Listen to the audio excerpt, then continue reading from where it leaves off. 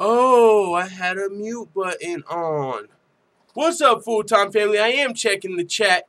Don't let that fool you. But yeah, I see what you guys are saying. But what I was saying is, how do you guys enjoy the new stream start? With audio, of course. But we're live. We're live.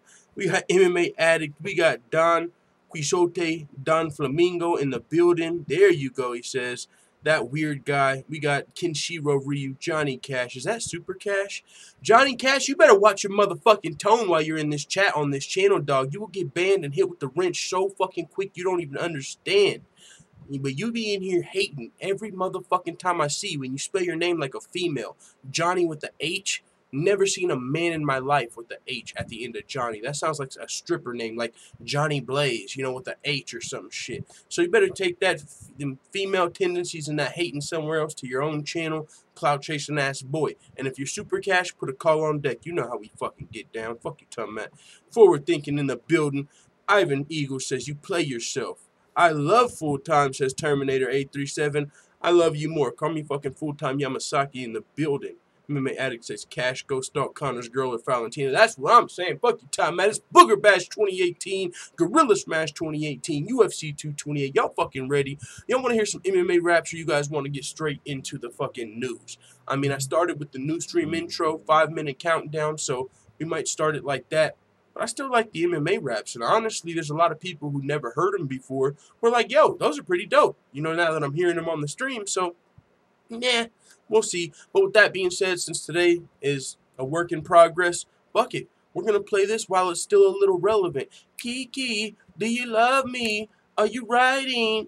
Oh, y'all ready for my Kiki challenge? No, but on a serious tip, I did that beat, which is very relevant, and Cody Garbrandt was, if he would have beat TJ, this would be epic right now, but nah, you know how that goes. You know, the person that you predict doesn't always win, and so with that being said, we still got a dope-ass song to play until it's irrelevant, so let's hit it. No raps, please, says Johnny Cash. If it was anybody else, I would have said no, but just for you, Johnny Cash. Oh, yeah, you heard the intro. TJ, are you crazy? I'm gonna sleep you. In the first fight, I hope you know you lucked up, but you fucked up, agreeing to the rematch, cause I'm about to beat your ass. At UFC 227, the snake is going down. Then I move down and fight DJ and be the #1 pound for pound. You only took my title cause I had a bad back, but this time when I fight you, you gon' get that ass waxed. Hold up, they call me No Love, and they know that I'm a motherfucking soldier. I smoke that kush like I'm a motherfucking stoner, and if you ain't know it, motherfucker, now you know what.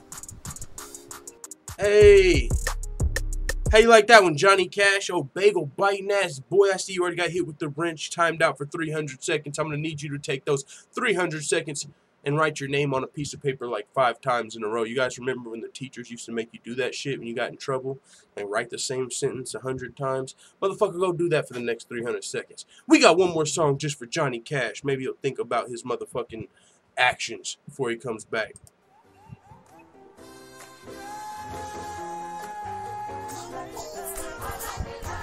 They call me Conor McGregor, there's no one better. I'm a fuck Khabib up, then go rematch for money Mayweather. If this dog shit Dagger Stanley thinks he can stand with me, I'll damage him and leave him panicking. Let Russia know I am the king. I don't like you, won't even pretend to try to. I've waited this long to fight you, you shouldn't have fucked with my crew.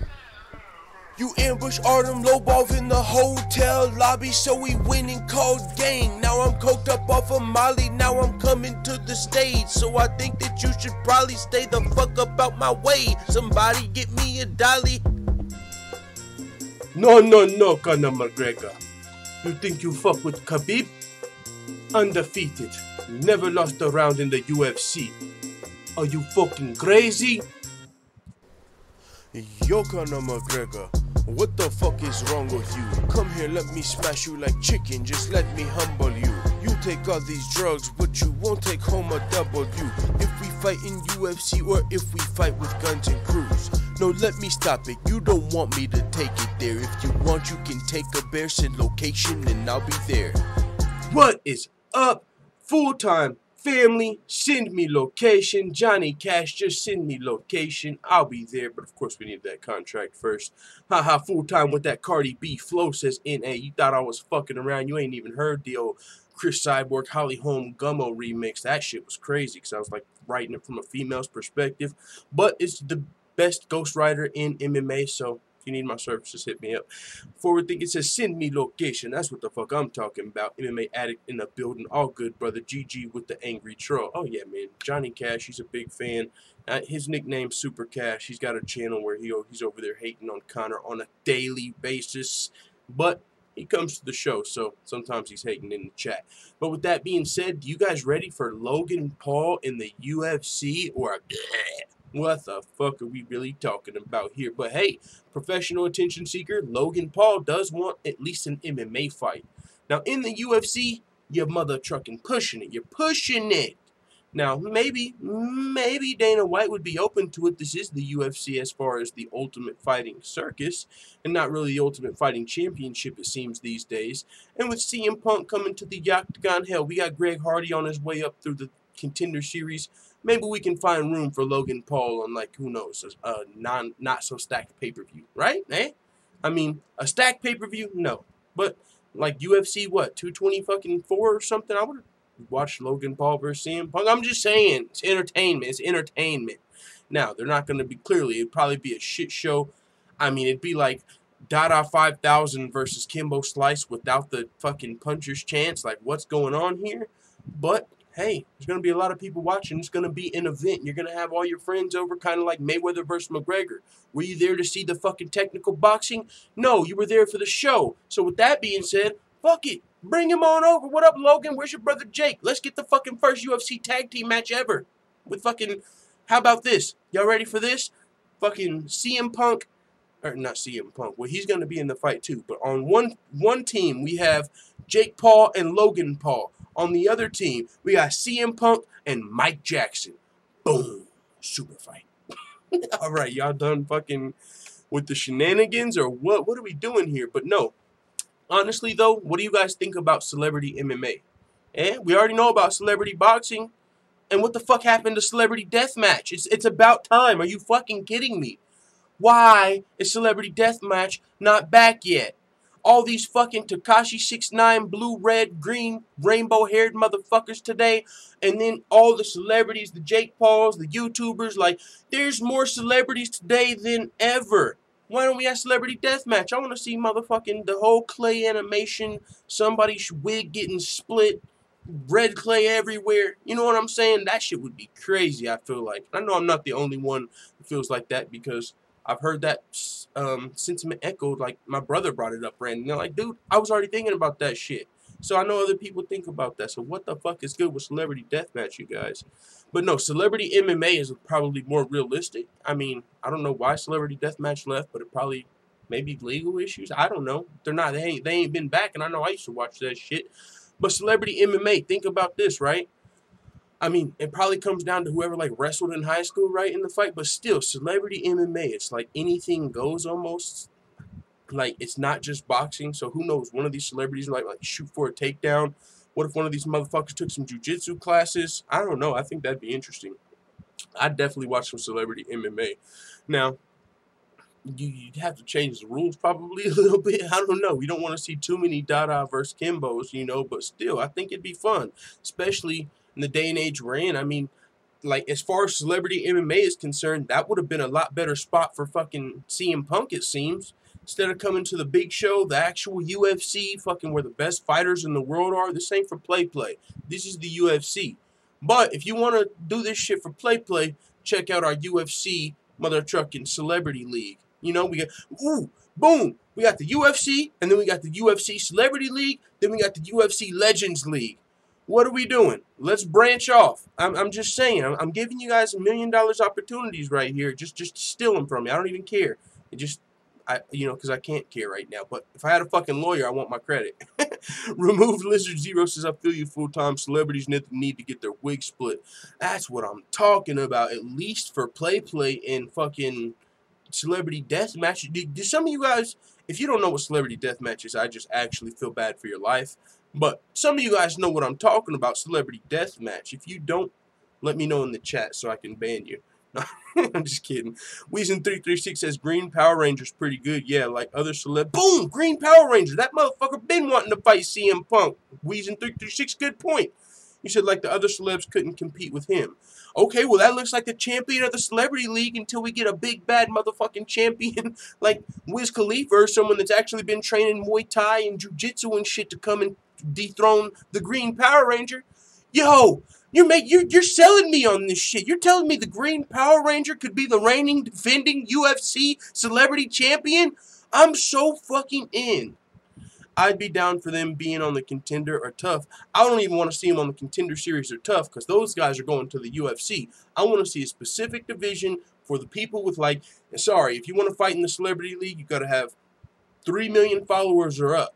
You ain't even a celebrity. Sorry, that's just 2018, motherfucker. It's all about who you know and your social media following and all of that shit. Your level of celebrity has to do a lot with that. So 3 million followers or up, you're into the Celebrity League. Yeah, that's all it takes. Now, maybe 3 million's a little high, but we'll see. I'm just saying, Celebrity League. I don't want to see these motherfuckers coming into the actual league, the actual UFC, and you know what I'm saying?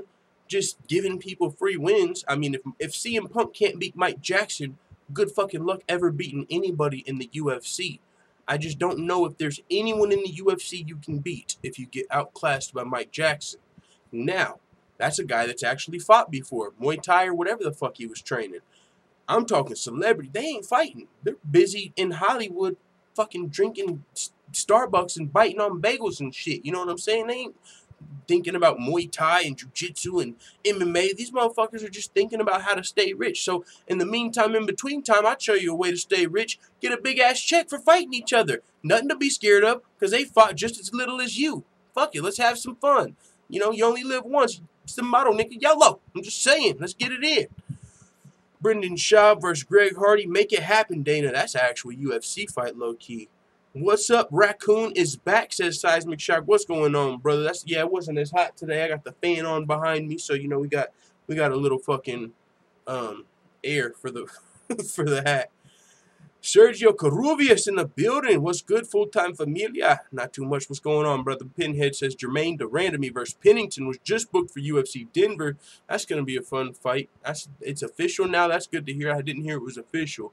I did see GDR calling out Raquel and, you know, making it sound like she already signed the contract, but we were still waiting for Raquel. But now she's back. Looks like we're going to be seeing Raquel Pennington versus Jermaine Durandamy at the UFC's 25th anniversary card.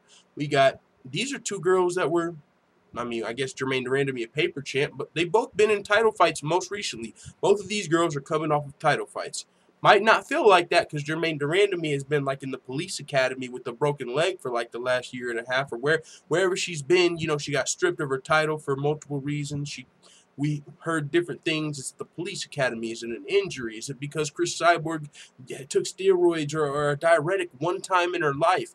Either way, whatever reason, Jermaine Durandamy did not want to fight Chris Cyborg, didn't want any smoke, and said, hey, here's my belt. Or the UFC said, hey, give me that belt. Either way, lost her title, but her last fight in the UFC was that title fight with Holly Holm when she won or arguably won the women's featherweight title. A couple hits after the bell, but hey, she got her hand raised, so she did win the title.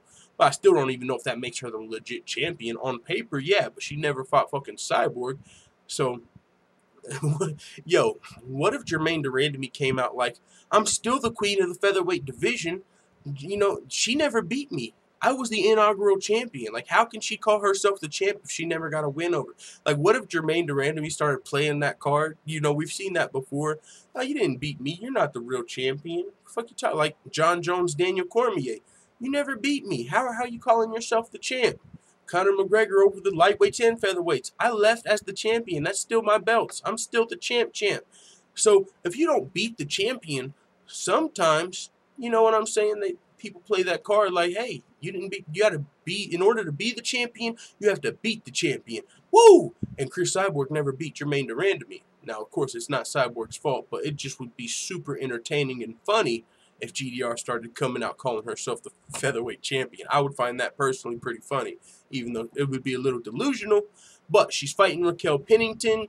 And we're talking about this now because it's breaking news. It's not the biggest topic, but hey, breaking news. So she's fighting Raquel Pennington, who's coming off of a title loss to Amanda Nunes. If you guys remember in that fight, she got beat up pretty bad to the point to where she was like, yo, corner, I'm done. Remember she told her corner in between the fight, like, I'm done. Like, I'm out of here. Like, fuck that, I'm done. And they were like, no, you're not. Like, you know, they like reassured her or something. Like, she stayed in the fight even when she said she was done. Her corner kind of ignored her, but maybe it's because they know her. Maybe she said that in the past, and later on she was like, yo, thank you for telling me I wasn't done. So we don't know the personal situation, but it was just as a fan, watching her tell her corner she's done and them sending her back out there seemed a little interesting or weird or whatever. But she went in, continued to fight, and ended up losing to Amanda Nunes. So both of these girls are actually coming off of losing their belt in a certain way. I mean, Jermaine Durandamy actually had the belt. She lost the title shot. Either way, both girls coming off of title fights. But yeah, man, we'll talk about that a little later as well. But I'm low-key thirsty as fuck, and I've only been talking for like 20 minutes, so excuse me while I take a drink of this good Kroger water here. All right. Now, we already talked about there's not a lot of talk, at least as far as I'm concerned. I don't think there's a lot to talk about here with Logan Paul. I don't know if he's serious. I don't think he is, unless he's talking about some celebrity MMA type shit. But he did mention the name of CM Punk, and even though I don't want to see it in the UFC, I can't ignore the fact that CM Punk versus Logan Paul would probably do pretty crazy numbers because they're both big celebrities, and everybody loves watching a fight. If CM Punk and fucking Logan Paul got in a fight outside of Starbucks in Hollywood, it would probably be all over the TV. Oh my God, they actually got in a fucking fight. CM.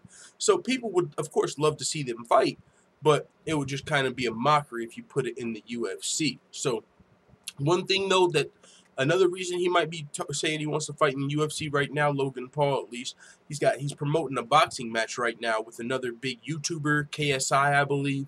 I don't know much about both of them, to be honest. I've seen KSI do some stuff with the UFC. Like he was recently playing the UFC video game with Chris Weidman. Who was all there? There was Weidman, John Vellante, Claudia Gadelha, Dana White, and Michael Bisping, maybe. There was a lot of people there. They were playing the UFC video game. KSI was there. And so, yeah, two popular YouTubers are going to be doing a professional boxing match, or not professional, celebrity boxing match coming up. So, with that being said, KSI and Logan Paul, it's probably going to be a pretty big fight. I'm low-key interested to see how it does because it's a celebrity boxing match. But if a celebrity boxing match does better numbers than, like, I don't know, all the boxers, fucking Charlo versus Rigondeaux. I'm just literally making those up. I think they are boxers. I don't even know if they're in the same weight class. I'm just saying, if this celebrity boxing fight actually brings in pretty good numbers, what's up with the celebrity boxing league? Like, I'm not a big fan of the sport boxing. Like, I don't keep up with that on a daily basis at all. I watch Mayweather, Pacquiao maybe, but I'm not a big boxing guy. But if there was like a full celebrity boxing card, I might tune in for the fuckery, not gonna lie. Maybe same thing with MMA. So Logan Paul could just be promoting his upcoming celebrity boxing match, but either way, he mentioned the name of CM Punk and Conor McGregor and actually said he was interested in the UFC because he has some wrestling. He said, I want to fight a UFC fighter. I want to get in the octagon, Paul said. Yeah, bro, I wrestled my whole life, bro. There's no reason I can't there's no reason I can't. I literally did athletics my whole life. Dana White, you watching this, bro? Pick a fight for me, dude, late next year. Bro, dude, just ready to get in there. Low-key, I'm admiring the troll because these dudes, like, if you've ever listened to them, like, half the time I don't know if they're serious or if they're trolling, but they definitely know how to say some pretty entertaining things, and that was one of them. Dana White, you watching this, bro? Pick a fight for me, dude, late next year. We'll see what happens. We'll keep you guys updated, but yeah, their boxing match is coming up. Forward Thinking says, yo, full-time MMA. You see Gervonta Davis calling out TJ Dillashaw? That dude finna get a shin to the chin. Gervonta Davis, I did. That was a while ago, unless he did it recently. Gervonta Davis better duck his motherfucking taco. He will get beat the fuck up so bad in MMA it won't be pretty. I don't give a fuck if you ain't 50 years old like Floyd Mayweather. Don't bring that boxing shit to MMA, Gervonta. It's not what you want to do. Lomachenko, motherfucking, Floyd Mayweather. Any of you boxing turds that really just want to hop in the MMA octagon, it's not what you need to be doing. You do the hand thing. Come on. You do the hand thing. Don't come over here with the feet and the takedowns and the submissions and the hands. Not what you want. Unless you're really good friends with, like, the UFC, a higher management, fucking Dana White or a matchmaker, and they hook you up with the stand-up fighter, and even then, you might get your shit rocked like Gokhan Saki, who had a better chance than even a boxer, since at least he could kick. So, good fucking luck, but you really don't want it with the Viper TJ Dillashaw, I'll tell you that much. Infamous says, I want to see that Davis might be dumber than Cody Garbrandt. Hey, you don't want that smoke. That's what I'm saying. I agree, Infamous. Always Saint says Gus could beat DC. I don't know if he would, but he could. Well, I mean, when you put it like that, anybody could beat anybody, right? Nico Montano could beat Valentina Shevchenko. It's like a 2% chance, but this is MMA. Anything can happen, right? So, I mean, he could. Yeah, Gus could beat DC, but he's probably not the better fighter and probably wouldn't beat DC. Don Quixote, I don't even know how to say that middle fucking name of yours. Quixote. So we're just going to call you Do Flamingo says, well, it just got scrolled up because there was a big text that came in. But Do Flamingo says, any boxer who will try MMA will get the James Toney treatment unless they get a couple years training. And then even after a couple years training, they're probably still going to get put on their back and, you know, taken out pretty quick. Because what are you going to train? Your takedown defense for the next fucking 2 years? Well, then it doesn't matter. You can have great takedown defense. Israel Adesanya has great takedown defense, and he's a lot better MMA fighter than Gervonta Davis or a lot of these people could probably hope to be.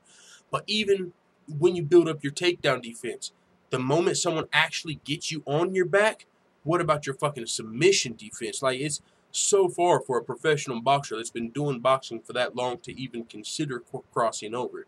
But respect if you try it, but you ain't got to be scared to get your ass whooped. Forward says Davis getting an ass whooping from either Loma or TJ. That fool don't want this smoke. Hell yeah. And I've heard of the name Davis and Lomachenko. If they made like a Lomachenko versus Davis fight, I'd probably watch that shit because those are two names I actually know. Yo, I'm like exactly what's going on for the casual fans of the UFC because I don't really know shit about boxing. But there's a couple names that I know of, and that's probably what it feels like to be a casual MMA fan. They don't know shit about the division. It's like, oh, I've heard of Conor McGregor. I've heard of John Jones. Oh, who's that fucking Greg Hardy guy? You know, they've heard a couple names, but they don't really know shit we got going on over here. We got El Chapo in the building. I mean, hello, full-time, he says. He's being cordial, so hello, El Chapo, with a capital L. What's up, good sir? But with that being said, let's continue. Do you know Errol Spence Jr.? I can't say I do, Quincy Pinola. I've heard the name. I don't even know if he's an active fighter or if he's like, you know, Floyd Mayweather Sr. I don't know much about it, but I have heard the name. I don't know if he's boxing right now and whatnot. You really think the UFC wouldn't let St-Pierre have a crack at McGregor versus Nurmagomedov? What the fuck? Y'all hear my, that's my fire alarm. We might be dying, full-time family, but it's all good. We're going to die together. Actually, I'm just going to die, but you get the point. But yeah, my fire alarm is going off. Somebody's downstairs burning some shit up. El Widow to you, full-time. Get it right, man. Oh, yeah, El Widow. Good. You got to put the L, though. You're putting the E in front. It's like, here, I'll spell it for you. Let me show you how it's really spelled. El Widow. That's how you spell it, bro. But yeah. Fuck, I thought that was my alarm, says Seismic Shock. Yeah, no, that's my fucking brother or his baby mama downstairs burning some fucking pizza rolls or something. They're about to feed the kids or something. God damn, that's really annoying for the stream, though. My bad, you guys. I know that's probably coming in pretty loud, but it's all good. God, we're good, man. We're going to work through this. You guys have heard a fucking fire alarm before. It's just a drill. What if you guys see flames just fucking engulf me? It's just a drill. I just fucking disintegrate in front of you guys. Forward says, full-time really is full-time MMA. I love it. No time for this boxing stuff. No time for that jazz. I don't even watch NFL or fucking NBA. I'm casual there, too. I heard about LeBron and Steph. I know Steph. I know about the Warriors. And I know about LeBron. He's with the Lakers now. But it's full-time MMA for me. I'm not a hardcore fan of anything else at this point. I used to be in the NFL and NBA Now it's just MMA. Fuck you, tell me. I thought I was burning a pizza again, says Ford. No, that's them burning a fucking pizza, my roommate. I was about to go off on a tangent about how I can't wait to leave this fucking place, but we're not leaving probably, so it's all good. Alright, so this is a legit question, family. Do you really think the UFC wouldn't let St-Pierre have a crack at McGregor versus Nurmagomedov? Now, we've heard George St-Pierre and Dana White recently talk about how George St-Pierre might not get to fight at lightweight because he vacated the welterweight belt, he vacated the middleweight belt, and so he might vacate the lightweight belt. So, gosh darn, it would suck if George St-Pierre had to vacate a belt again. But you know what would not suck? Fucking 3 million pay-per-view buys in the UFC. Are you fucking kidding me? Do you really think that George St-Pierre vacating a belt would stop the UFC from making a fucking 3 million pay-per-view buy fight? If McGregor wins, McGregor versus GSP is 3 million buys. If Khabib wins, Khabib versus GSP is still like 1.5. It's not going to be in McGregor numbers, but I'm just saying, you think the fucking UFC is going to not sell 1 million extra pay-per-views because they don't want GSP to vacate a belt? Come on, what are we really talking about? No, I don't think that. I honestly, my answer to the question is no. I absolutely think the UFC would let George St-Pierre swoop down to 155 and fight for the biggest fight in UFC history. Why would they not? I mean, you guys know MMA World, that YouTube channel that like they clip together the interviews and stuff, then at the end they got a comedy skit.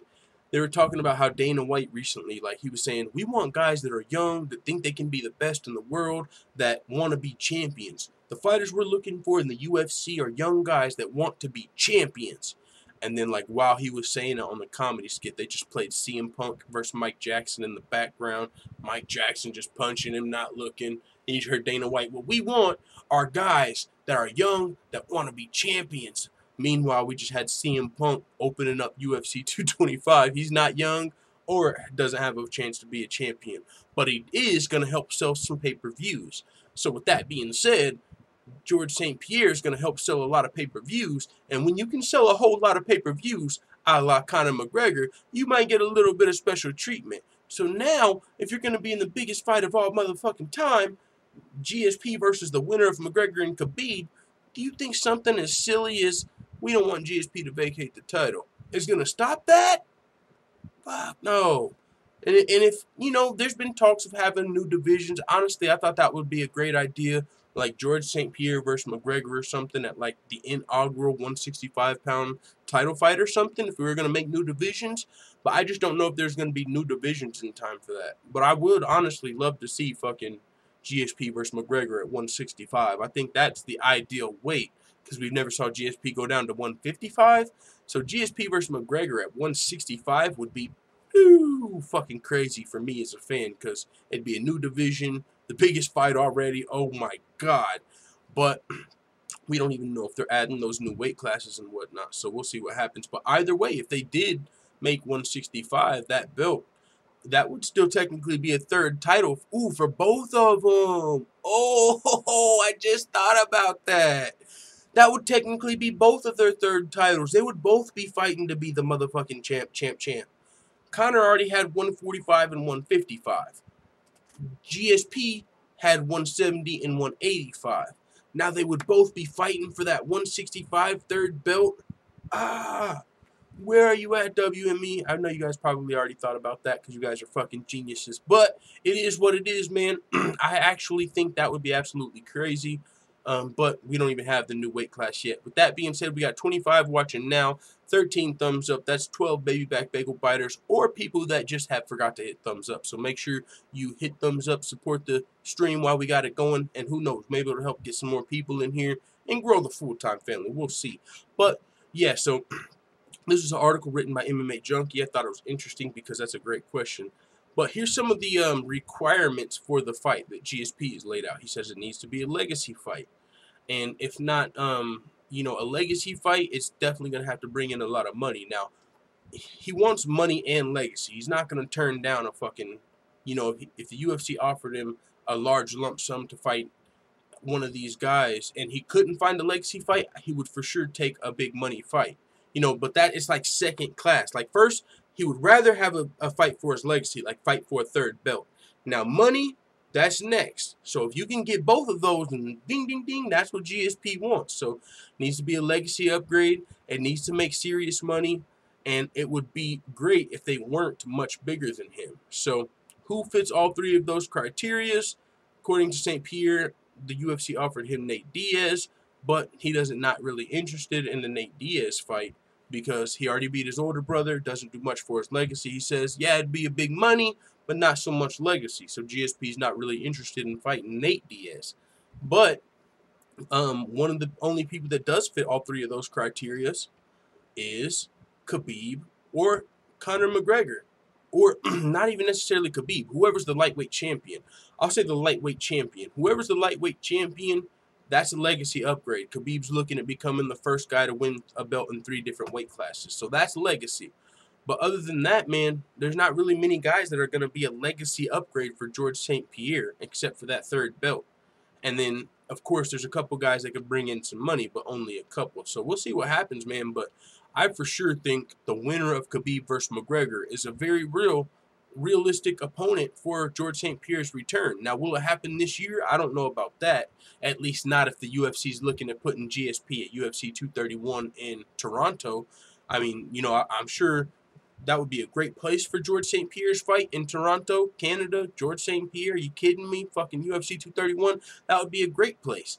But I don't know if that would be, Toronto, Canada would be the ideal spot for a fight as big as, let's say, fucking Khabib GSP or McGregor GSP. Usually those big-ass fights happen in Las Vegas. You know, that's why we didn't see McGregor versus Khabib in Russia, even though that would have been absolutely crazy. Fucking Conor McGregor going over to Moscow or something to try and take Khabib's belt. That would have been insane. But it's a huge fight, almost on a fucking world global scale. So Dana White was like, these fights happen in Vegas. So I can only imagine a fight between George St-Pierre and like McGregor would be Vegas as well, or Khabib, whoever wins that fight. So if George St-Pierre wanted to fight at UFC 231, I don't think the winner of McGregor and Khabib would really be an option, at least in my mind. But maybe an Anderson Silva? I mean, I still think that'd be a big fight. There's not a whole lot of buzz about GSP Anderson Silva. I know the fans, at least as far as on our channel, we've talked about it. We all want to see it. But I don't know if everybody else is as, you know, excited to see Silva versus GSP, including George St-Pierre. He's like, yeah, maybe. Like, it was George Anderson Silva, he didn't seem like he was super gung-ho about, but he was like, yeah, that's an option, but it's not really exactly what George St-Pierre's looking for. That weird guy says GSP in Canada will do huge numbers, question mark. I mean, yeah, I'm sure it would do great numbers, but as far as, like, being a big fight, as far as, like, and why these big fights take place in Las Vegas, I don't know the exact, like, why Dana White would rather have him in Vegas, but I think it has a lot to do with the fucking ticket sales, the gambling, probably, you know what I'm saying? There's a lot more, I don't know. There's online gambling, but the biggest fights, all of Floyd Mayweather's fights, always happen in Vegas for whatever reason. And so, with that being, it's not like Floyd Mayweather was like, hey, you know, maybe sometimes we'll fucking fight in Canada, or, you know, anybody. Like, the biggest fights around the world a lot of the times happen in Vegas, and so I don't know why the UFC would change that now. Like, hey, let's have our absolute biggest fight of all time in Canada. I mean, I'm sure for GSP it would be a big deal, but Vegas is where it's at. Forward says, does Woodley have, and then my shit scrolled down, does Woodley have to get, what does Woodley have to do to get the GSP fight, or would he only fight Till or Colby at 170? Yeah, I don't think GSP is interested in the Woodley fight. GSP, in order for Woodley to get the GSP fight, he's probably got to fucking knock out Conor McGregor, which would mean he has to get the Conor fight first. He's going to have to really elevate his status way to the point to where GSP couldn't deny him anymore. Like, all right, you're a huge star, and it's a legacy upgrade. Because when you're talking about a legacy upgrade, Tyron Woodley's a legacy upgrade in my mind. Right now, there's 2 guys that are really in the running for greatest welterweight of all time, you know, barring fucking outliers. Like, someone will be like, no, I thought Matt Serra, or no, actually, I thought Johnny Hendricks. No, there's 2 guys, George St-Pierre, Tyron Woodley. Now, of course, everyone gives the nod to George St-Pierre. As of right now, he's more established. Tyron Woodley, nobody really likes, so you just give the nod to George St-Pierre. But those are the 2 greatest welterweights of all time, to my knowledge. So how is that not a legacy upgrade? If you beat Tyron Woodley, It's kind of like TJ Dillashaw and Dominick Cruz. Yeah, TJ, you might be the best, but until you beat Dominic again, you can't really say that. You know, a lot of people just give the nod to Dominick Cruz because of what he did in the past. So if you're TJ Dillashaw, yeah, you might not want the Dominick Cruz rematch. Might want to make him get to work. But at the same time, if you beat Dominick Cruz, you cement yourself as the greatest bantamweight of all time. Now, kind of like the same story for George St-Pierre, except for Tyron Woodley doesn't get to choose whether or not he gets to fight GSP. It's really up to GSP and the UFC. But that's still a legacy upgrade. If you beat Tyron Woodley, that lets everybody know there's no question, there's no ifs, there's no ands, there's no buts. You're the greatest welterweight of all time. But if you're GSP, I mean, people already feel like that. So what do you have to lose? If you lose to Tyron Woodley, there goes you losing a whole lot. That's a lot of risk. For one, it's going to be like, no, you let us down. You fucking lost to that guy? And no one likes Tyron. So for George to lose to Tyron, that would really do a big hit to his legacy. So that's a high risk for George St-Pierre, actually. Because if he loses to Woodley, people don't call him the greatest of all time anymore. And if he beats Woodley, he is, but people already kind of give him that. So there's not a big reason to fight Woodley right now, except for if you're just looking to come back and defend your belt and take your spot and keep defending the belt, but that's not really what he's here for. GSP seems to be here for legacy and money, and Tyron Woodley doesn't do much of either of those. I mean, yeah, if you're just looking for your welterweight legacy, that'd be a great fight, but if you're trying to become the champ, and the champ, then probably not going to fight Woodley. But yeah, I don't know if Woodley can even get the George St-Pierre fight. He probably gave up on it. He can't even ask for it. If Tyron Woodley comes out here and says, hey, George St-Pierre, fight me, motherfucker. No, Tyron Woodley, stop complaining. Shut up. Go fucking fight Till. Fucking, you know. And then after, if he beats Till, Tyron Woodley, why the fuck are you asking for George St-Pierre? You know Colby's waiting. Get the fuck out of here asking for fights. People don't let Tyron Woodley ask for that type of shit. So, I mean, he can't really do nothing to get the GSP fight. But it is what it is. You know how that goes sometimes. GSP's in a position, top of the sport, one of the most popular and greatest fighters of all time. He kind of gets to pick his shots kind of like Conor. Maybe not to the extent of Conor, but still kind of gets to do what he wants a little bit. You know what I'm saying? As far as we saw him at middleweight.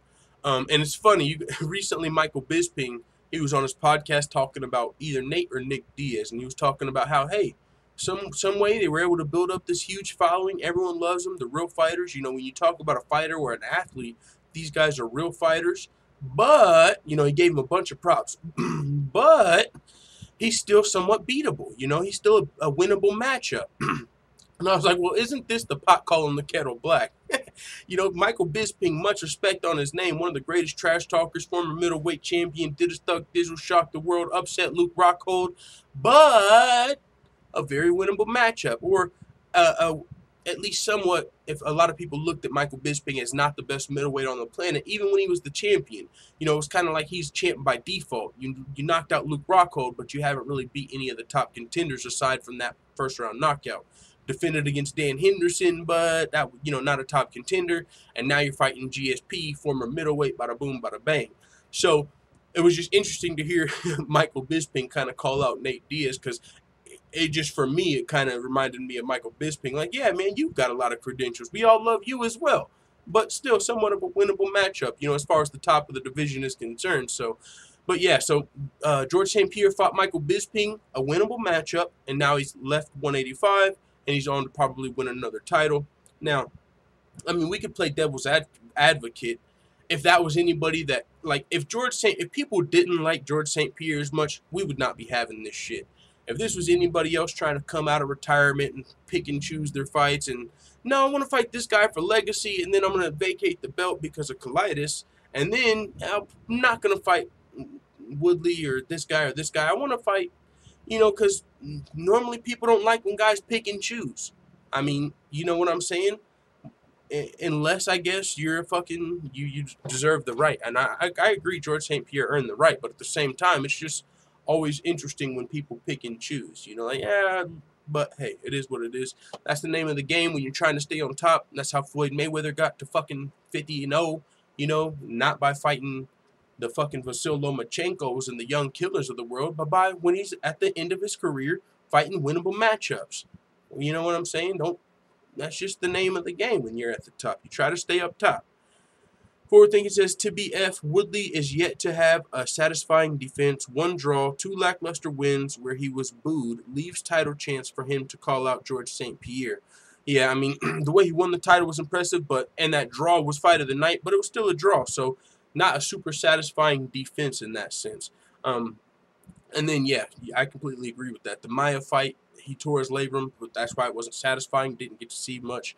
So, who knows? Maybe if he can beat... Now, maybe this is what it would take, right? Maybe if he beat Till, then beat Covington, who everybody really fucking hates. And I'm even though I felt like it was for show and all that, I'm really starting to not like Colby, even though I know he doesn't want me to. It's like, what the fuck are we doing here? You're really not fighting. And, you know, we were hearing that he could have fought. He chose to get this. It's like, you've been talking all this shit, talking about whooping Tyron's ass in practice. And now when it's time to fight at UFC 228, you're going to get this optional surgery and go to the fucking White House and then go to WWE. It's like, I don't even know what's going on with Kobe, but I'm starting to give in. Like, man, what the fuck is going on with this dude? I'm ready for him to get out of here. But, so maybe if Tyron beats Till and then beats the ultimate jackass Colby Covington, then maybe people will be like, all right, Woodley, my motherfucking dog, you know, because he shut Covington up. Now, then I think he would be undeniable, definitely deserving. But that would be after, like, fucking 5 title defenses, low-key, you know. But, hey, you gotta fucking keep grinding. That's what I'm doing, you know, fuck it. And Woodley, that's what he's been doing. You see, he shut up. He ain't complaining no more. He ain't talking none of that shit. He's just getting to work, getting the motherfucking work, and he's just keep grinding. He's doing his TMZ thing. I don't give a fuck if you like it. I'm gonna be in a movie. I don't give a fuck if you like it. I don't care if it's B-list. I don't care if it's A-list. I'm grinding, and I gotta respect that from the champ. So respect to Woodley for that. That being said, let's move on to the next topic, though. Darren Till explaining the controversial quote on not caring about his family. You guys, I did a video on him saying this shit. Someone came in the comments, bro, and it was like overnight. They were like, what the fuck do you mean we took it out of context? That was his exact words. How can you take his exact words out of context? That's exactly... Oh, clearly you don't even know what fucking context means. Context is when you take his exact words, but you don't put it in context. You didn't read the whole paragraph. You didn't listen to his full speech. You just saw daughter don't care, pregnant baby mother don't care, and ran with that shit. That's taking it out of context. It's crazy. And I like what Darren Till had to say about this, because he said people are just looking to be offended. Fucking great point. That's facts. There's motherfuckers out here. It's like an offended squad out here. Like the bounty hunters. Like social justice bounty hunters out here. Like, who's the next motherfucker that says something we can take out of context and turn this shit into a shitstorm? It's like, dog, y'all don't know nothing about being a champion. Nothing about the grind. Nothing about Darren Till's life. I mean, this is a dude that literally, he got stabbed twice in a fucking bar fight. And he had 2 options. Stay where he's at and probably end up, who knows, dead. Who knows what the fuck would have happened if he stayed up to no good doing what he was doing with the same people he was hanging with. But he decided, and his people, I mean, it wasn't just his decision alone, like, what am I going to do here? He didn't just meditate and say, Brazil. Of course, people suggested it to him, but he made the choice to go to Brazil, change his life, didn't know the language, all for this dream. Every fucking thing he's led up to in this point, as a martial artist, all the way up to the point where he got stabbed, all the way up to the point to where he went to fucking Brazil, learned the language, kept developing and developing and developing as a mixed martial artist. All of that 15 years is up to this one point.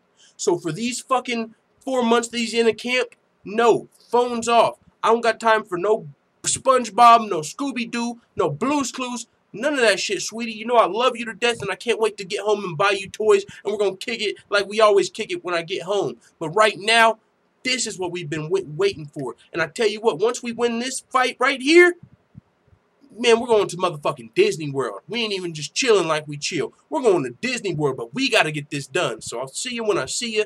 No hard feelings. Love you, babe, but I got to go. So it's just about shutting everything out so you can focus on the task at hand. This is what your whole fucking life is leading up to this moment. You can't have any distractions in this moment. It's different than other fighters. And this is even different. I brought up Daniel Cormier, and other people have as well. Daniel Cormier is a great family man. How come he fucking doesn't have to say fuck his family or he doesn't care about his family. It's still a little different. This is still different. Because like I said, Darren Till, he's never been a champion before in his life. This is everything in his life has led up to this one moment. Daniel Cormier has been going through the grind. He's been a champion before his last fight. Who knows how Daniel Cormier felt when he was getting his first title shot, his first go at the gold. I'm talking fucking maybe even in Strikeforce when he got that opportunity to step in the heavyweight Grand Prix, which he won. Who knows if the spotlight wasn't on him at the time to be like, hey, Daniel Cormier, I know this is the biggest fight of your life, so how are your family, how's your family life when you're leading up to the biggest fight of your life? We didn't get that answer, so it's different in Darren Till's situation. Everybody has their own fucking story and scenario. If this is how Darren Till said it, and on top of it being taken out of context, I understand where he's coming from, man, from how I put it earlier, but this is what he had to say. He said, you can't have worries outside of this game.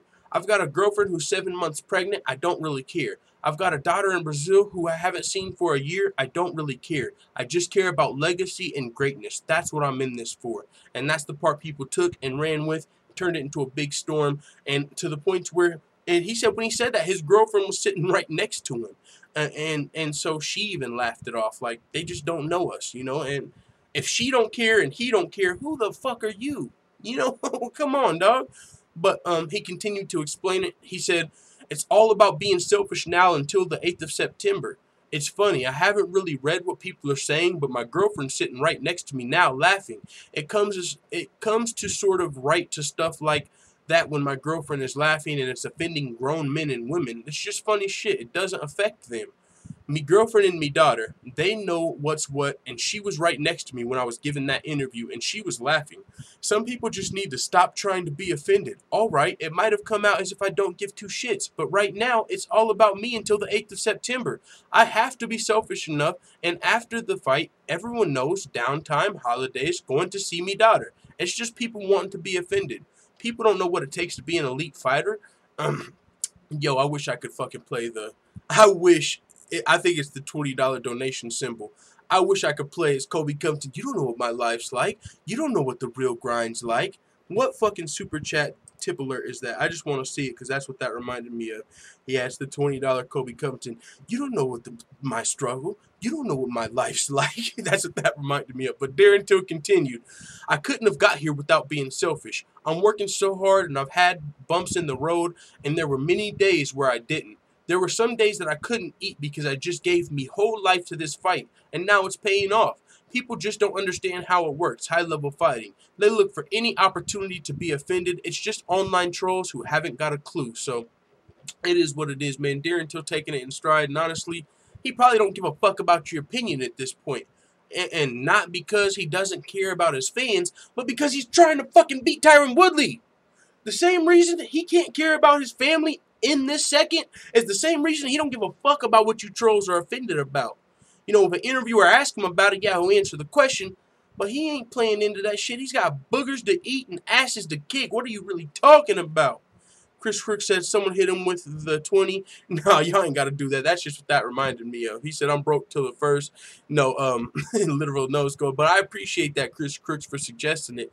But yeah, you don't know what the real grind's like. I'll just give you guys a quick remix. You don't know my struggle, even though that's not as good. But yeah, man. Darren Till explaining it. My motherfucking dog. I like him coming out and explaining it. Someone said he got... Okay, chill here. Had his hooligan in here acting a motherfucking fool again. He says he got fingered by Freddy the Alien. I don't even know who that is. Boogers to eat and asses to kick. That's what I'm saying, Clayton Funky. Now and later says picking them boogies. Fuck, it's all good. That's what I'm saying. Best tattoo UFC winner Darren Till with a portrait of his girlfriend. And what's crazy, it's his ex-girlfriend. But that's another point I brought up.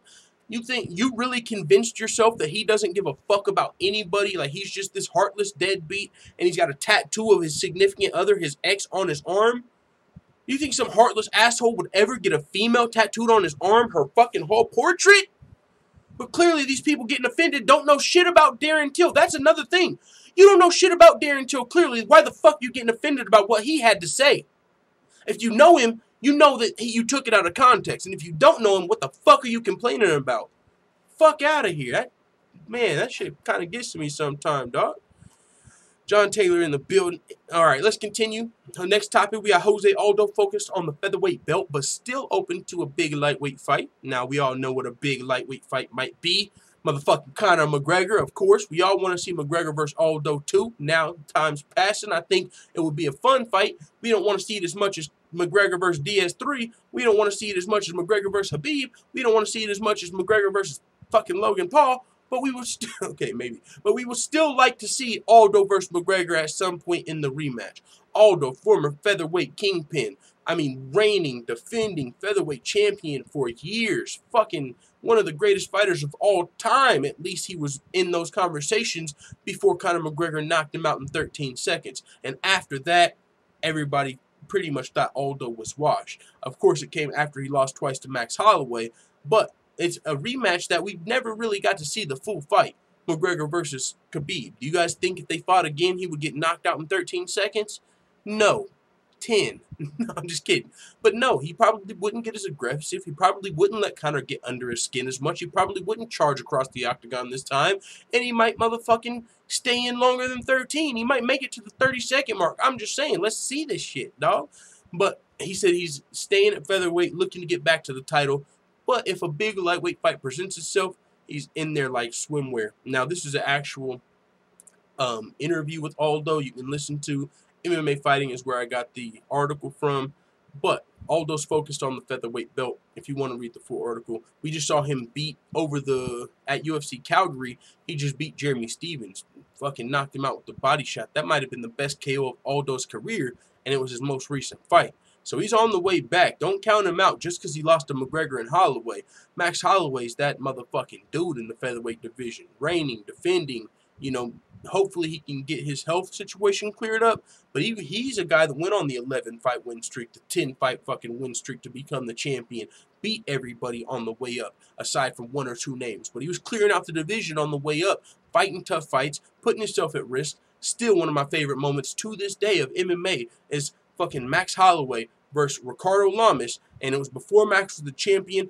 I wasn't casual, but it was still back whenever I was becoming more and more hardcore at that point.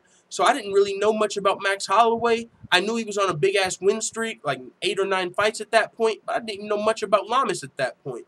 And so just watching the fight, I was like, it became one of my favorite fights of all time because in the third round, I had Max Holloway up 2 rounds. Going into the third round, Max Holloway could have easily just coasted to the win, not been dangerous, not put himself at risk, and coasted. He was up 2 rounds. He would have got the decision. But there's like fucking 20 seconds left. This dude points to the middle of the octagon like, let's stand and bang. Keep in mind, Max Holloway's up 2 rounds. He didn't have to risk it. It ain't like he needed to lure his opponent into some stupid-ass slugfest to try and knock him out. He didn't have to risk it. He could have just 30 more seconds in the fight, went on to win. No, pointed at the ground and just started fucking phone booth fighting, throwing blows with Ricardo Lamas and got the better of the exchange. Holy shit, that was a huge moment in Max Holloway's career as far as me becoming a fan. And just leading up to that, he beat Jose Aldo twice. He fucking hasn't lost in 13 fights. The last loss was to McGregor. Aldo's that dude. So the fact that he beat, Max Holloway's that dude. So the fact that he beat Aldo twice, a lot of people counted Aldo out and they didn't take into consideration, oh, Max just might be that good. You know what I'm saying? It's probably not Jose Aldo's done for. Max is just that fucking good to be able to beat Aldo twice.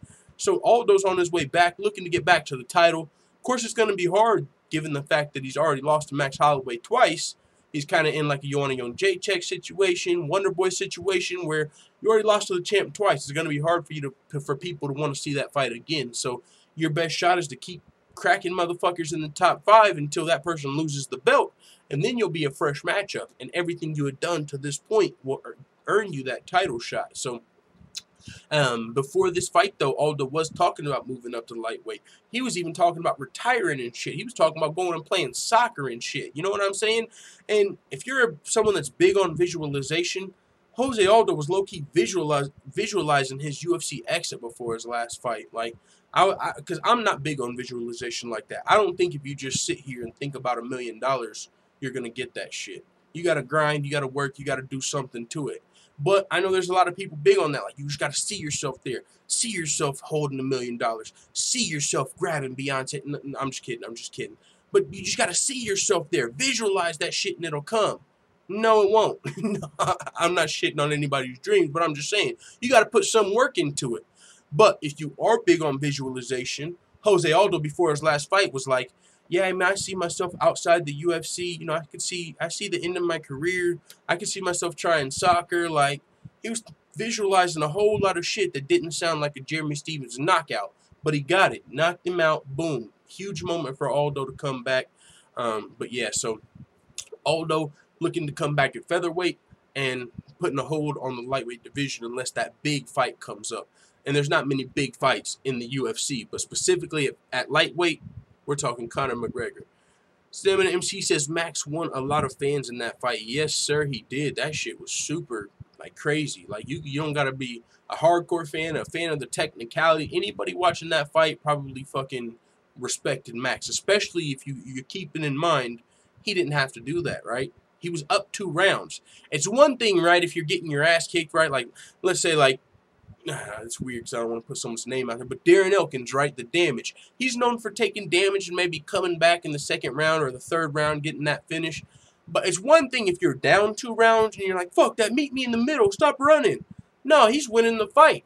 But if you're up 2 rounds and you do that shit, that's risking it for the biscuit right there. You had nothing, you know, you didn't have anything to gain really in that situation. But you did it, and you actually ended up fucking gaining a whole bunch of respect and fans for doing that shit. But I felt like if Max Holloway was even losing that fight before that point, it wouldn't have been the same thing. I've seen other fighters since then trying to, like, point to the center of the octagon. It's just never the same moment. It's never the same. It's never like, no, he's already up 2 rounds, dog. It's way different. And on, like, a 9-fight winning streak. That's another thing. He was risking, like, a fucking 8 or 9-fight winning streak when he did that shit. You can't replicate that. I've seen other fighters trying to point to the ground and maybe replicate that, and I know he wasn't the first to do it. But Max Holloway was up 2 rounds on like an 8-fight winning streak. Yo! He's fucking risking everything. He's risking his whole 8-fight winning streak, 9-fight winning streak, just to fucking throw down. And he's already up 2 rounds. That made it that much crazier. The fact that he was fucking on a winning streak, holy shit.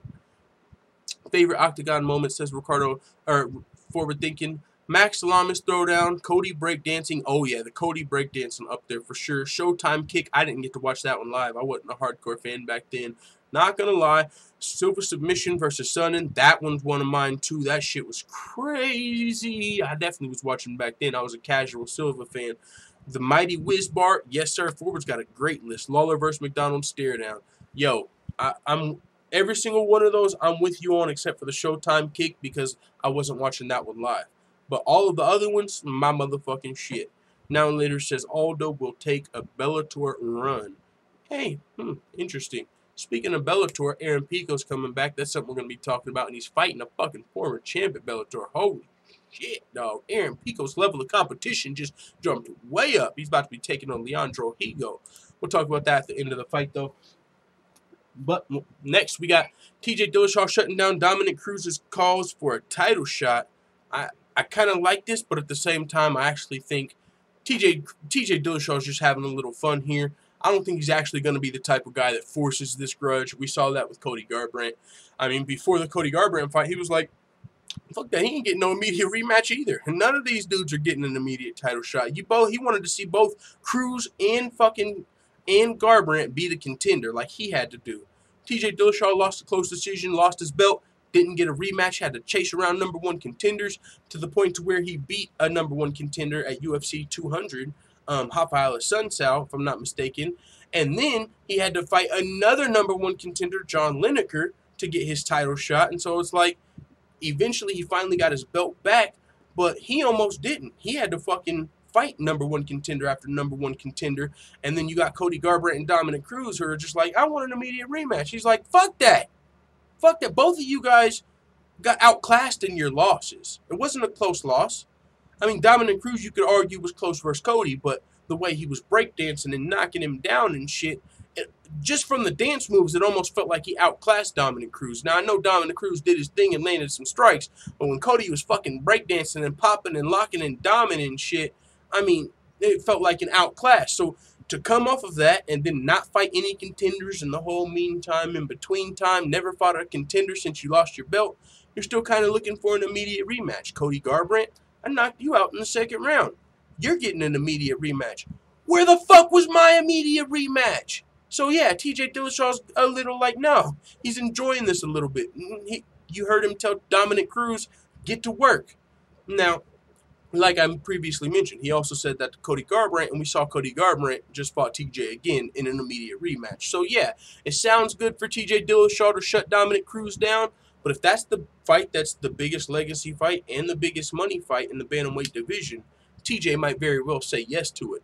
And it does check off both of those boxes. The only other legit contenders at 135 right now are Marlon Moraes and Rafael Assunção, if I'm not mistaken, and Dominick Cruz. So there's 3 guys.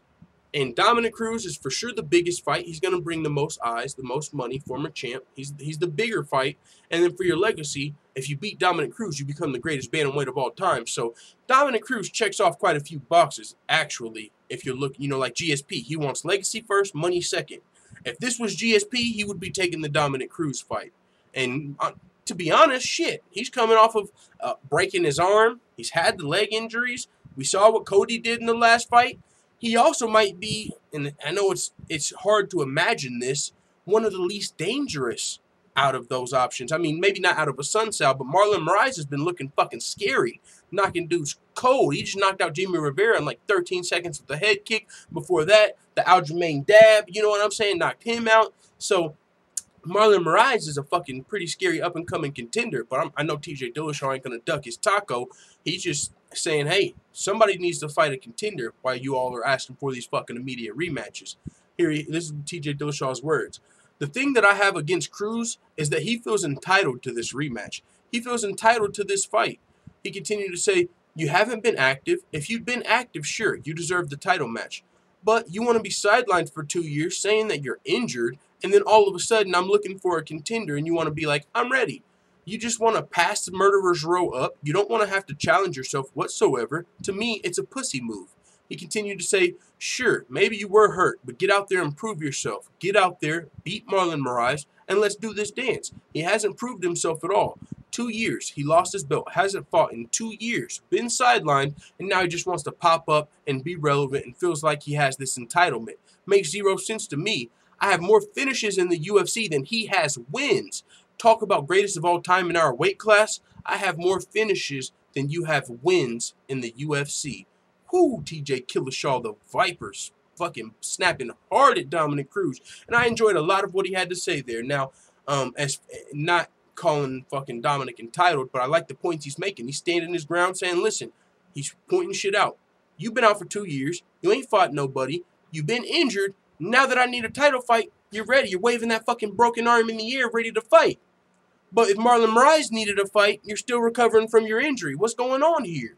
And now TJ Dillashaw's pointing that shit out, but like I previously mentioned, he might still take this fight because it's probably the best option for him. If I'm part of TJ Dillashaw's team and we're just considering all the available options, of course, Cejudo's an option as well, but you don't really have a lot to gain in the Cejudo fight. If you're TJ Dillashaw, the fight that has the highest reward is Dominick Cruz. Unless you're going down to take Cejudo's belt, which would be different. You're cutting to 125, fighting for a second belt. Now, that's maybe something TJ Dillashaw looks at, but as far as bantamweight is concerned, Dominick Cruz is the right fight. I mean, honestly, he's probably, I don't want to say the lowest risk because Dominick Cruz, bantamweight kingpin, he's always dangerous. But as far as getting knocked out in this fight, I don't think Dominick Cruz has as good of a chance to knock out TJ as maybe like a Marlon Moraes, who's been knocking motherfuckers clean out, top contenders. So maybe a little dangerous, bigger name. So we'll see what happens. I honestly feel like Dillashaw might accept this Cruz rematch.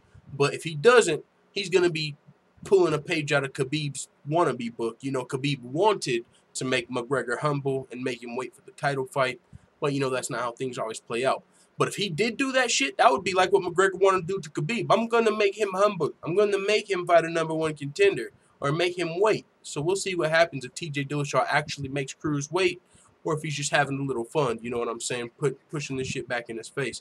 Now, later says TJ got a big toolkit. He can put anything out. keep getting better and better. Yeah, it's crazy, man. TJ's getting better and better at this age. I really think it's got a lot to do with his training team. The Elevation Fight team, I believe, they're using science and all type of crazy shit. We're seeing a lot of talent coming out of there. Alex Hernandez, we just saw Curtis Blaydes training down there with them. So, yeah, TJ's a motherfucking beast. And honestly, he might be the greatest bantamweight of all time. He also, another thing I like that he said in this post was that he's got more finishes in the UFC than Dominick Cruz has wins. Holy shit, that's a stat for your ass. Now, you know, Dominick Cruz, he fought a lot in the WEC, I believe, before the UFC had the lower weight division. So a lot of his legacy in the bantamweight division was technically outside the UFC. And he's had a lot of injuries really since being in the UFC, which is why he hasn't been able to rack up those wins and finishes like TJ Dillashaw. But hey, he still has a legacy intact. You know what I'm saying? We'll see what happens. But yeah, man, I like what TJ Dillashaw had to say here for sure. But at the same time, that doesn't mean it's going to play out that way. Forward Thinking says the blood gets filled with brain. Joseph Reardon, what's up, brother? New name in the chat. What's up, Joseph Reardon? Yeah, because Khabib is the real humble. Yeah. Clayton Funky says, no, I never want to see Huggy Cejudo hug his way to a W again. What? You don't like wrestling, brother? No, I hear what you're saying. I know that's not the biggest appeal to casual fans. They don't like seeing grappling as much, so it is what it is. I'm not saying you're casual. I'm just saying people don't enjoy that wrestling style. If Cejudo wants to entertain, he's going to have to do it outside of the octagon, kind of like Colby Covington, Chael Sonnen. People aren't going to want to watch you fucking holding a dude down all day and shit. So you're going to have to talk some shit. Hey, you know, and that's one of the things for any wrestler I would advise. If you're a wrestler, you're going to have to do something to supplement the fact that your fighting style is not what the fans want to see. There's wrestling guys that want to see it, and there's gay guys. No, I'm just kidding. I'm just kidding. Oh, shit. Full-time family. No, but there's wrestlers that enjoy that shit, but the casual fan, the microwave, all of these people that only tune in when McGregor's fighting and shit like that, and big stars, they don't want to see that Cejudo, that Covington, that Sonnen style, that Usman, dominant grappling. So you're going to have to mix it up. And maybe if you're fighting like a Damian Maia, come out there and throw some fucking hands, you know, just to not have to rely on that every fight. Because if you do, people ain't going to be interested in seeing you fight. And so you're going to have to talk some shit. So we'll see what happens. Let's see. Weezen336 in the building. Let's see.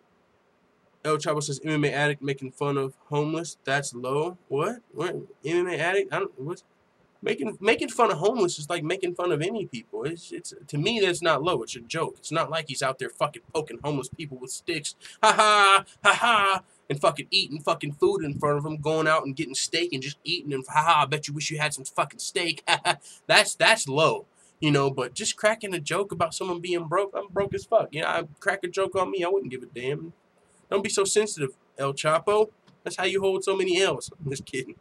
But I didn't even see him making fun of homeless people, but I don't think that was necessarily the case. Haha, all homeless people fucking haha. But we'll see what happens. Forward says, and there's gay guys full time. I don't give a fuck MMA.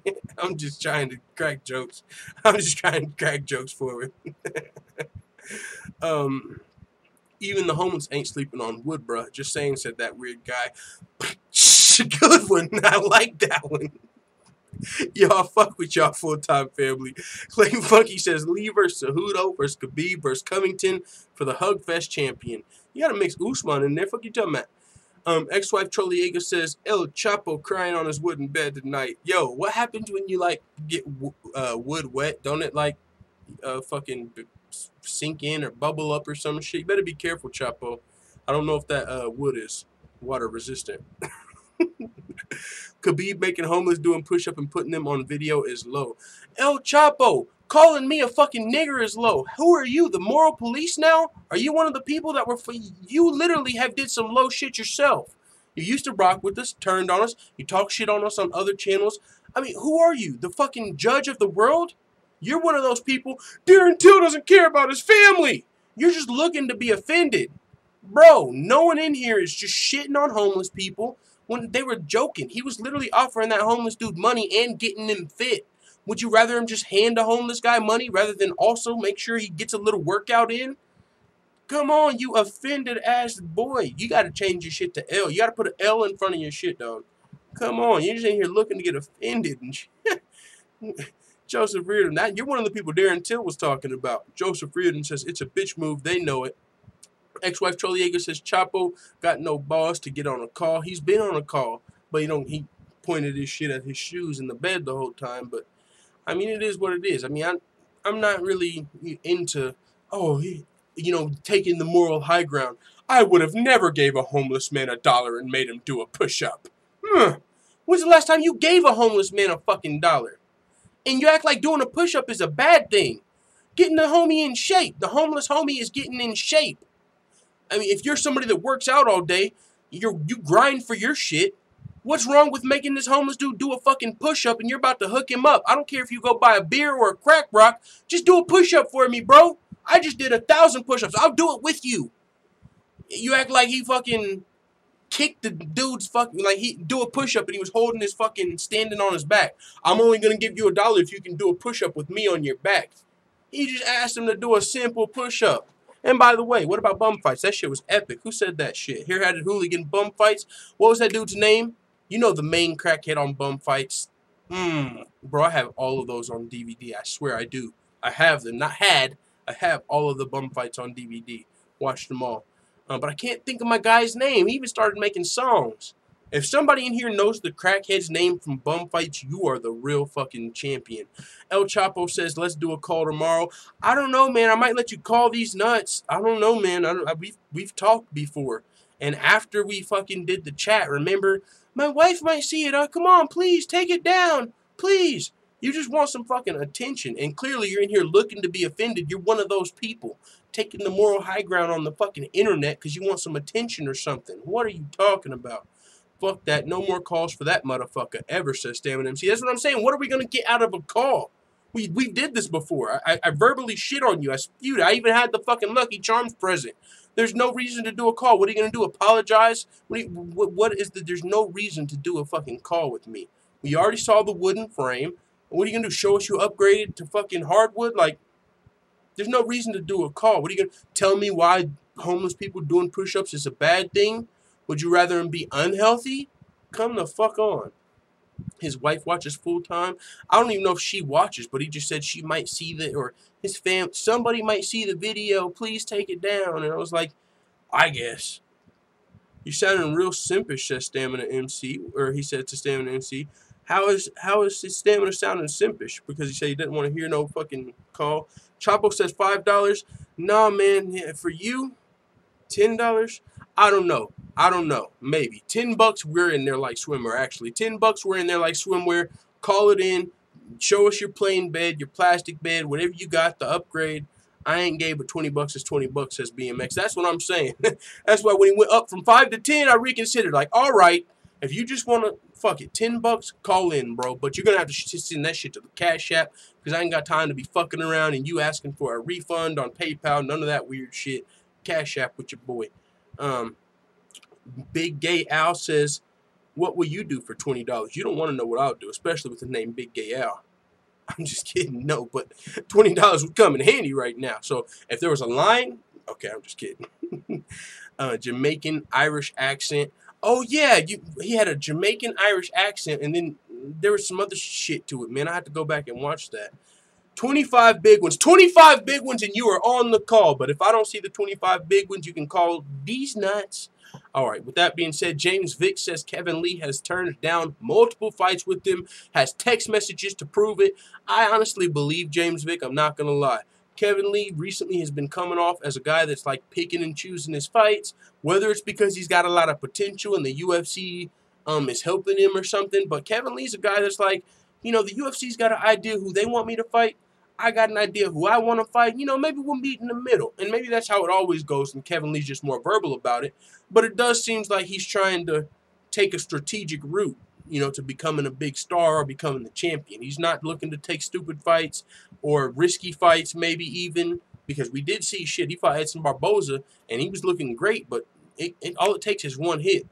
Kevin Lee, I don't know if it's his chin or his motherfucking equilibrium, whatever it is, because when he got kicked, it wasn't necessarily in his chin, it was in his head. But either way, Kevin Lee has been rocked in the past, so he might not be really, you know what I'm saying, just willing to take on all comers anytime, anywhere, any place, like we'd like to see. And we've seen James Vick call him out multiple times, and James Vick now, he believes that Kevin Lee's ducking his motherfucking taco. Here's what James Vick had to say ahead of his fight with Justin Gaethje at UFC Lincoln. He said, here's the thing. After I win this fight, I'm going to be ranked above Ally Quinta, but fuck Kevin Lee. If they want me to fight him, they're going to have to pay me more money too, because I've called this guy out multiple times.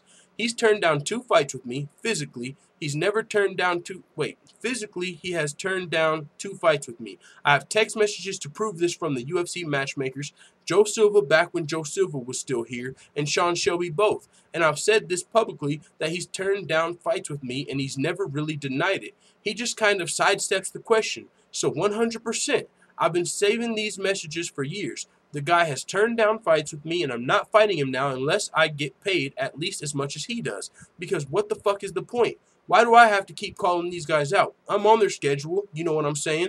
We all need fights. If he wants to fight a guy ranked below me, then he can. After I win this fight, I'm going to be ranked above Al. Recently, Kevin Lee and Ally Quinta, that was, you know, a fight that Kevin Lee called for, I believe, at Madison Square Garden. And James Vick is like, well, shit, now, when I win, maybe he'll be in. And see, this is a fucking weird situation, man. Because the way James Lee said that, you guys remember, at one point, Kamaru Usman was calling out Masvidal. And Masvidal was like, nah, man, not right now. This time's not going to work for me. And then after fucking Kamaru Usman beat Damian Maia, now he's ranked number 3. Now Masvidal's like, what's up? You want to fight? I'm ready. And it's like, so at first, he didn't want to fight, but now that he's got the ranking, he does want to fight. So it's not a situation where he's scared, but in the past, Kevin Lee felt like James Vick was probably not a smart fight to take. You're ranked like unranked, or you're ranked 15. You're ranked way lower than me. So why would I take that fight? It's not smart.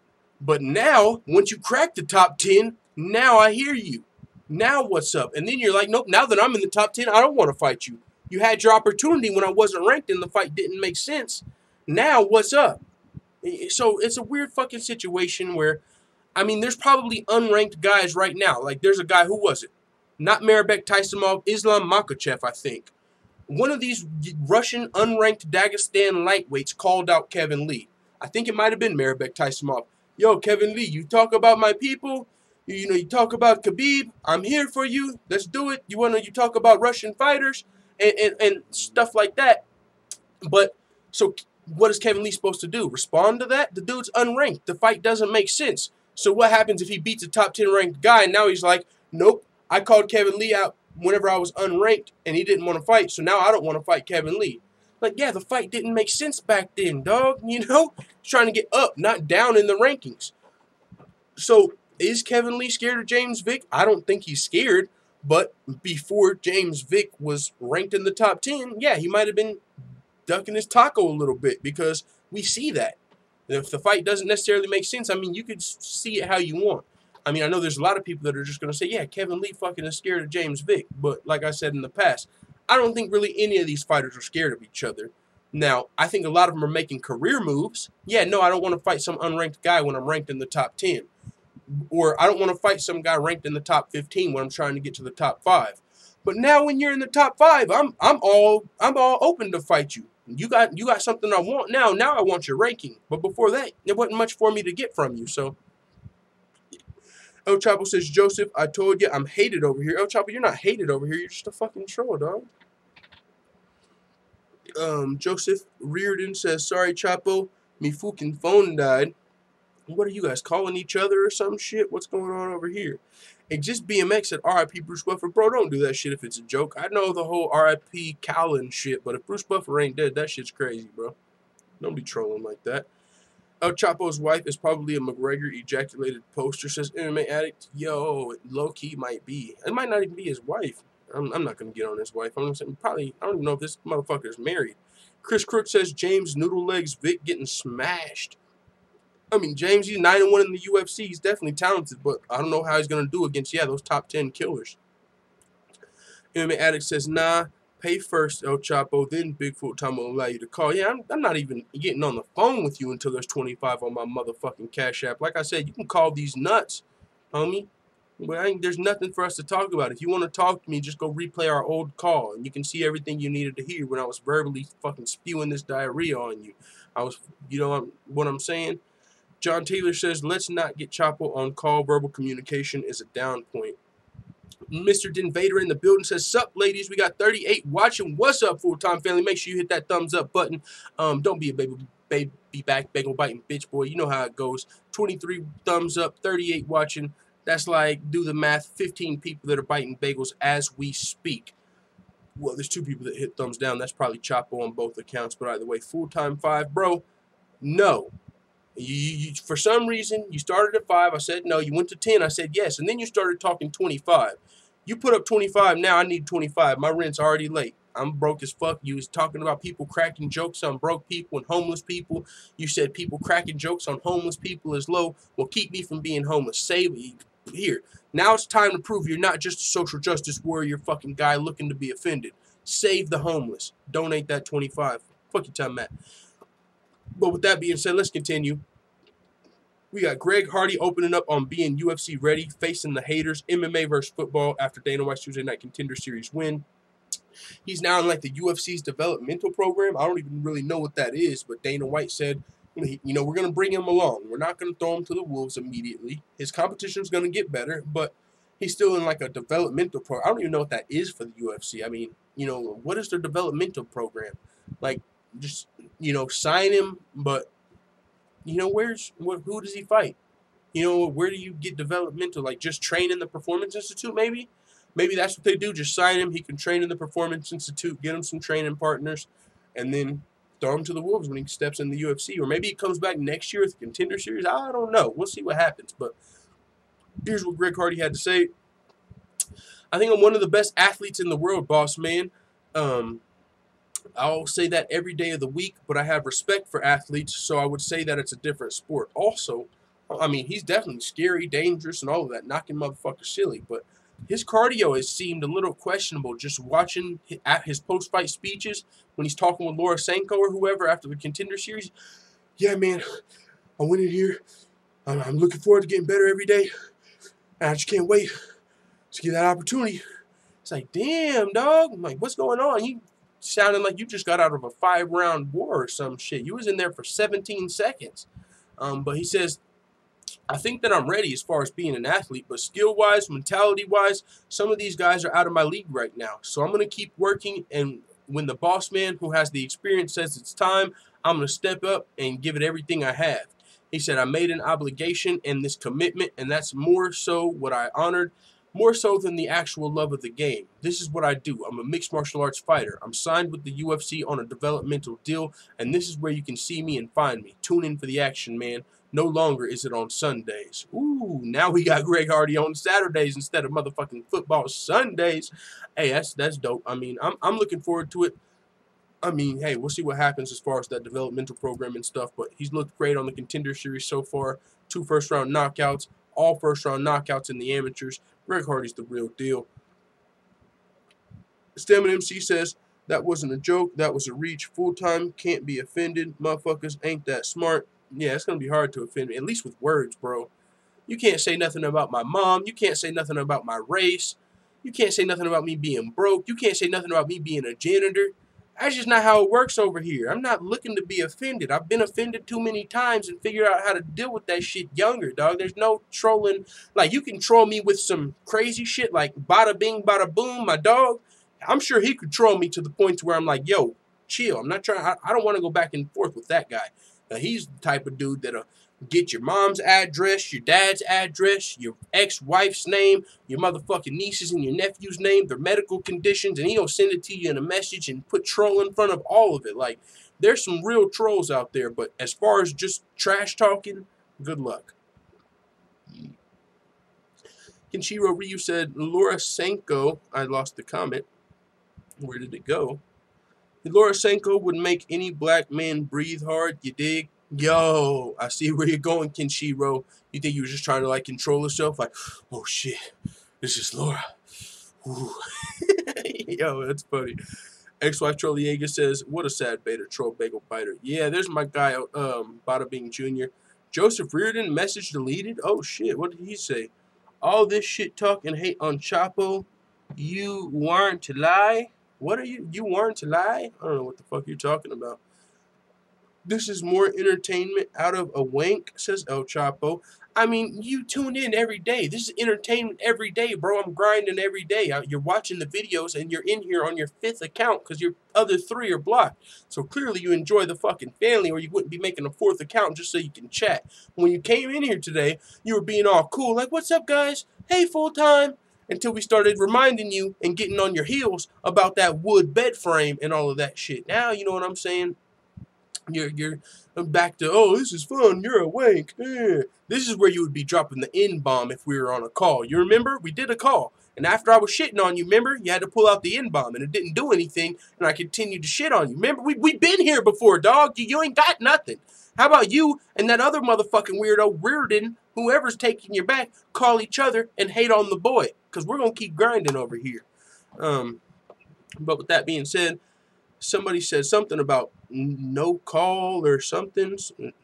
I seen that somewhere. Maybe I'm missing the chat. AP said, you mad, bro? Talking about El Chapo. He might be mad. I'm in here having fun. Ease up on the fucking capitals, you attention-seeking son of a bitch, says Stamina MC. Who's in here spamming caps? I didn't even see that shit.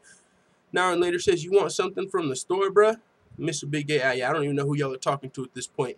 If you're trying to talk to me, the best way for me to know that is put like at full-time MMA because it highlights that shit. But yeah, scrolling up, I don't know if y'all are talking to each other, me, so. Kenshiro Ryu says Laura Sanko's Contender Series hosting contract isn't long-term. It's year by year, so Wicked Pictures, you listening? Hey, Laura Sanko, she did it last year, but yeah, I think she's developed it into a good MMA reporter or whatever. There you go, Forward. All right, so with that being said, we got Curtis Blaydes, who's coming out, and he's doing this all respectfully. But at the same time, it almost feels like there's some disrespect here, not from Curtis Blaydes. But Stipe Miocic already felt like he was being disrespected from the UFC.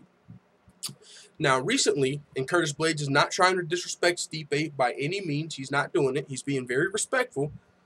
But he is calling for the fight. He said this first. This was a first respectful call out. He said, I appreciate what you taught me 5 years ago. It was an honor to be a part of your camp. With the current situation, I'm sure we don't want to wait until spring. Are you free until 11/10 for the 25th anniversary card at Stipe Miocic? And there were some people that were like, yo, you know, Curtis Blaydes is being real nice here and respectful with this call out. But I almost feel like the UFC is behind this. And this was someone else's words. They felt like the UFC might be up to this. And I don't know if that's the case. Maybe Curtis Blaydes just sees that Stipe Miocic doesn't feel respected, so he doesn't want to be disrespectful, and he wants this fight. It's a big fight for him. And as far as the next step to the title shot, this is the biggest fight possible for Curtis Blaydes, especially with the fact that Volkov versus Lewis is likely going to be the co-main event of McGregor and Khabib, so there's 2 of your top heavyweight contenders. Man, I got fucking hiccups and shit. But with that being said, Curtis Blaydes continued the call out. And, you know, if he's looking to get to the title shot, this is the next big fight for him at Stipe Miocic, the former champion. So he continued now, and he upped it a little bit, still being respectful, but he let us all know the contracts are out there. I understand you've been offered the fight. I hope you can accept Stipe. He says, I think it'd be a great addition to the 25th anniversary card. So called him out one more time, and he said, hey, I understand you've been offered the fight. So he's putting it out in the public that, you know, I've signed the deal. Let's see if Stipe does. But maybe like some of us realize, you know, Stipe could feel like he wants that immediate rematch. He also just had a daughter. Maybe he's on like a paternity leave right now. So he might not be open to fighting on this card, but we'll see. I'll keep you guys updated for sure. Speaking with that, we're going to stay in the heavyweight division. Chris Crook says full-time MMA Israel, the style bender, said the same thing about Derek Brunson call out. They could be pulling strings. Yeah, you know, and who knows? I mean, I could see maybe some management or his team or someone like, hey, here's a guy, you know, here's the available options for your next fight. So we'll see. I don't know, though. I mean, there's no proof to that, so we can't really just say, you know, hey, I wonder if the UFC put him up to this. Diedrich M says, if I was Stipe, I would respond respectfully saying, I'm already the #1 contender. If UFC offer you that fight, it's because the UFC wants him to lose. You can't say that, though. You can't just say I'm already the #1 contender, because it's not like the #1 contender can't fight. What does the #1 contender mean? You know what I'm saying? Like, nope, I'm the #1 contender. That means I'm not fighting until I get a title shot. It's like, what would the #2 guy say? Nope, I'm #2. I'm not fighting anybody except #1. And #3, nope. I'm not fighting anybody except #2 or #3. I already got the #3 spot. So you can't really just say I'm the #1 contender, so I'm not going to fight you, because you were the champion and you lost, you know. So if you're not getting an immediate rematch, what are you going to do? Just sit out? And this is usually where some former champions, I'm not going to point out any names, but whenever some champions are looking for an immediate rematch and there's other plans in the division, usually they get injured. And, you know, it might be a serious injury. It might be a not-so-serious injury. It might be a nasal thing. Who knows what it is. But this is where some people are like, no, sorry, I can't fight you, because you don't want it to look like you're waiting on the title shot. So if Stipe Miocic got injured in training, you know what I'm saying, I wouldn't be too surprised. I'm not, of course, not wishing that he gets injured, but a lot of the times people who are looking for title shots end up getting injured around this time. So it's like, oh, I can't fight fucking the killer, sorry. But then, as soon as the champion's ready to come back, hey, I'm healthy. We talked about that earlier. TJ Dillashaw and Dominick Cruz. TJ Dillashaw was like, it's mighty convenient you're injured whenever Marlon Moraes needs a fight or these top contenders. But now that I need an opponent and you want a title shot, you're waving your broken arm around like, yo, I'm ready to fight. I want my rematch. And so we don't know if Stipe's going to do that, but I mean, you know, that I've seen that in the past. And not just out of, you know, that situation, TJ Dillashaw and Dominick Cruz. You got to be careful talking like that, because you could point at a lot of interesting situations. You know, like, since I brought up TJ and Dominic, I feel like I got to bring up, like, Rose Namajunas and Jessica Andrade. I love Rose Namajunas, but it'll be interesting to see when she comes back from, you know, I think there's only one clear-cut contender. So either way, she's going to have to fight Jessica Andrade. But also, Joanna Jędrzejczyk, she's somebody that recently pointed out, like, we might have to do an interim title fight. I might have to fight Jessica again, because who knows when Rose is coming back. So I think Rose actually has, like, a neck injury, which seems crazy. So we'll see what happens there. But yeah, man. Either Stipe Miocic is going to wait on the title fight or fight another contender. And who would that contender be? Curtis Blaydes is a guy that wants the shot, but he might or might not get it. EBS Rock says, why ever make sense from now on you're going to see a main event as insurance, a backup contender somewhere on the same card? Yeah. Full time, it's a good enjoy your GoFundMe. You'll need it. It's a good enjoy your GoFundMe. I don't have GoFundMe. I got Cash App now. You guys, you trolls, flagged my fucking GoFundMe or something. That don't mean shit, dog. I'm going to keep grinding. If I didn't have, if my PayPal got shut down tomorrow, I'm going to keep grinding. I'm going to find Cash App and then Teespring. What the fuck you mean? You're going to keep listening too. What the fuck you talking about, dog? As a matter of fact, if I ban you right now, you're going to make a whole new account and come back on El Chapo 2. I might make you do that. Keep it up, bro. We're going to be seeing El Chapo 5 before you know it. Chill the fuck out. Exist BMX says Ty isn't fighting the Polish dude, Tibura. Well, originally, he was supposed to be fighting JDS. It wasn't official, but the very original call-out was JDS. And he posted, like, a picture. It was supposed to be, like, Tuivasa versus JDS at UFC Adelaide, headlining that Australia card. But Tai Tuivasa might have announced that a little prematurely, and so now the deck's been getting shuffled a little bit. We've heard about Tuivasa versus Tibura, like you said. That came out afterward, and now Tai Tuivasa's calling out Junior Dos Santos, but the fight's for sure not official. He says, and Dos Santos has also replied with words of wisdom. I think Junior Dos Santos might have turned down this fight. We'll see, but I also seen a headline that was like, Junior Dos Santos just showed everybody, like, the right way to turn down a fight. So I think that's what we're about to see. But this is what Tai Tuivasa had to share on social media. He said, Will got me another new contract, so I'm thinking I want to play punch face again soon. Who do you want to see me dance with since Junior Cingano doesn't want to? Tibura, you keen? Come on. So looks like Junior Dos Santos doesn't want the fight, so that's why he might be fighting Tibura. But this is what JDS had to say. He said, we can dance anywhere. The taxes won't kill me, friend. You got to think about this stuff when you make real money. You keep up those wins and you'll learn about that soon, Daniel son. That's funny. And hey, that's something that us broke-ass niggas don't consider. Like, maybe this rich-ass person doesn't want to fight over here because the taxes. There's some places the taxes are higher than others. So if you make a decent chunk of change, and that's one of the things with Australia specifically.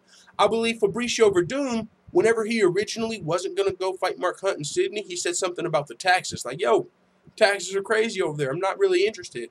And so that's what JDS is bringing up here. He said, we can dance anywhere that the taxes won't kill me. So he might not want to fight him in Adelaide because the taxes, but maybe he'll fight him in like a Vegas or something like that, you know, somewhere closer. So I would love to see Tuivasa versus Junior Dos Santos, but it looks like Junior Dos Santos not super interested in going over anywhere where there's high taxes because he makes a pretty chunk of change as far as JDS, former heavyweight champion, and one of the biggest heavyweights as far as popularity is concerned in the UFC. So coming back, but he's not looking to split up, you know, his piece of the pie with as much fucking taxes as it seems like they charge over there. Not sure exactly how much that is, but that's the second time I've seen that reason why people might not want to fight in, I believe, Australia because of their taxes. So that's interesting. But it looks like we still could see JDS versus Bam Bam. That's still a possibility, just would have to be a different location. So if Tai Tuivasa wants to fight in Adelaide, he might have to fight Tibura, but he responded and said, thanks for the heads up, Mr. Miyagi, but yeah, management have looked into it already as they have done for Mark over the years and financially stacks up either way with endorsements. So how about Australia then? So we'll see what happens if that fight actually comes to fruition. Whenever Tai Tuivasa actually hinted this fight, it almost seemed like it was a done deal. He posted like a fucking poster that was like JDS versus Tuivasa, UFC Adelaide. Like, he already had the official poster. And after that, you know, he also had the official poster of him versus fucking Tibura. So it's clearly not too hard to make those, but this is a fight that I think would be a fun fight. Tai Tuivasa versus Junior Dos Santos. We'll see if it happens. If not, Tai Tuivasa is still looking to come back soon. Just signed a new deal with the UFC. I believe a 6-fight deal. What's going on in the chat? We got ex-wife Trolliega in here, getting timed out as usual because he can't, for some reason, seem to do anything but egg on the trolls. Come back, Bada or AR Senior. Oh yeah, so this is like Bada Junior, but yeah, yeah, man, that's the thing, Bada Junior. You know, it's cool. You know, I'm glad you have my back, but it's like you're almost in here intentionally trying to stir up shit half the time. And see, I got to be careful. This is the thing. If you support the channel, that's cool. I rock with you. But you got to be careful getting into it with trolls. You fuck around and say the wrong word like, hey, I'll beat your ass. If you say that shit or anything to a troll in the midst of a fucking conversation, your video and your channel might start getting flagged down for hate speech, threats. Oh, he threatened this guy, and we're just trying to have some fun and ether a troll. But then you start talking a bunch of stupid shit, and your channel gets shut down because they don't see it as entertaining, and somebody got sad and flagged it. He already threatened to flag my fucking GoFundMe. Why would he not flag another video where I'm shitting on him? So, you know, it's one thing if you're just supporting the channel, but it's another thing if you're in here trying to egg on rivalries that could potentially get our shit shut down. 45 people watching, that might be an all-time high. Make sure you hit thumbs up if you're not a baby back bagel biting bitch boy. That's 16 more thumbs up. As far as who's watching right now, let's try and hit 45. Let's try and get it matching. So, with that being said, moving on, the California State Athletic Commission is recommending Alex Perez, Brett Johns move up in weight after UFC 227. Both of these fighters, and they're not the only two, but in California State Athletic Commission, they have, I don't know if it's a rule or just a recommendation, but there's something in place to where if fighters weigh in 10% above their natural weight class on fight day, then they recommend that they move up to another weight class. Now, they can't force you to move up to another weight class, but they can recommend it. And there were 24 fighters that fought at UFC 227, and 18 of those fighters came in above that fucking 10%. And 5 of the 6 fighters that didn't all lost. So it's clear weight cutting helps. I mean, that's the reason there's weight classes. Whoever can come in weighing the most, a lot of the times, has more success in the fight. At least that was the case for a lot of the fighters at UFC 227. And specifically Alex Perez, on he weighed in at 125 pounds, but on fight night he was 146 pounds. So he actually weighed in more than Cody Garbrandt, but he was fighting at flyweight. So that dude swelled up pretty big, and he ended up fighting Jose Torres, which is unfortunate. Joe Rogan's actually came out since then. He said that he believes extreme weight cutting is a higher form of cheating than even PEDs, because you're coming in here at almost another weight class fighting a guy that, but at the same time, if you're better at cutting weight, it's not against the rules. And to be fair, if you cut too much weight, you could hinder your performance. Who knows? You could drain yourself to the point to where your cardio or your chin's not all the way there because you're not at 100%. So if you're cutting too much weight, or you might fuck around and have a seizure trying to cut too much weight. We've seen some scary shit happen, or heard about some scary shit happening when these fighters are cutting weight. So if you can properly cut weight the right way and you're not having health issues, then that's part of the rules. But at the same time, you got to be careful because it doesn't always help your performance. But with that being said, Alex Perez, I think he had the most significant weight gap from weigh-ins to fight night. So him and Brett Jones are two people that were recommended to move up. I'm surprised it was only these two guys, you know, because according to the rule, anybody that weighs in above 10%, they're going to recommend. So this should be a fucking list of 18 fighters. There should be 18 fighters recommended to go up in weight because 18 fighters came in above that 10%. So Alex Perez specifically, though, he gained 16.3% of his weight back from weigh-in day to fight day, going from 126 pounds to 146.5, and then Johns went from 135.2 to 158. Holy snaps. Yeah, so Brett Johns came in there fucking above lightweight almost. And Brett Johns, he lost his fight, right? Who did Brett Johns lose to? Who did he fight? Brett Johns took on the young Punisher Pedro Munoz. Yeah, so he lost his fight, but Pedro Munoz also came in above that 10%. So a lot of fighters came in, but as far as who got recommended, just the two fighters who came in the most overweight. And not overweight like they missed weight, but just over the California State Athletic Commission. So interesting situation there. But as far as, and this is where that came from. Here's the actual article. UFC 227 fight night weights. All but 6 fighters came in over the California State Athletic Commission regulations. So out of 24 fighters, only 6 people fucking made it. And so here's the only, let's see, here's all the weights if you were interested in that. You see right here, Cody Garbrandt, he went from 134 to 142. He literally fights close to his weight class. Cody Garbrandt probably could make flyweight. But look at this. He was only 142 on fight night. And he's fighting for the bantamweight title. And then when you go down here to the Alex Perez fight, he weighed in at 146.5. So he was 4 pounds over a bantamweight champion, former bantamweight champion. So Alex Perez seems like he definitely knows how to cut weight. But a lot of people cut weight, you know. So I don't know. Some people might hold it against him. Some people might not. Bikini Doll says CM Punk is the most ducked fighter of all time. How come on my fucking chat, who is that? All Pro Limited? On my group chat, somebody said something about MMA quick hits I see on the screen, but I don't see that in my chat down here. Oh, All Pro Limited down here. MMA Fast Topics is down to 30 patrons. I don't think that's, I just seen it like 5 days ago when he was at like 70. It might be the turnaround point where people got to re-sign, but yo, we might have to check that out. Y'all want to check out this fucking Bagel Biters Patreon real fast? I really don't want to on the show. I mean, but hey, we'll check out mine afterwards just to make it even. But I want to see if he's at 30 pay. No, he's not. Well, at least not on my screen. It says 72.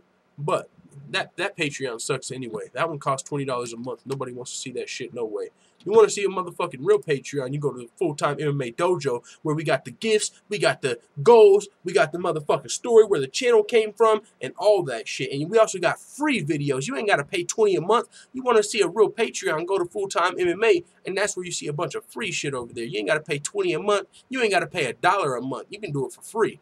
But you can also choose to help support the channel monthly while you're there if you so choose to. But anybody charging $20 a month, I wouldn't even consider. So yeah, man, we'll see what happens. I'm honestly hoping they kind of bring around new weight classes eventually. I would like to see McGregor versus GSP at 165. I know that's super selfish and probably far away if it even happens.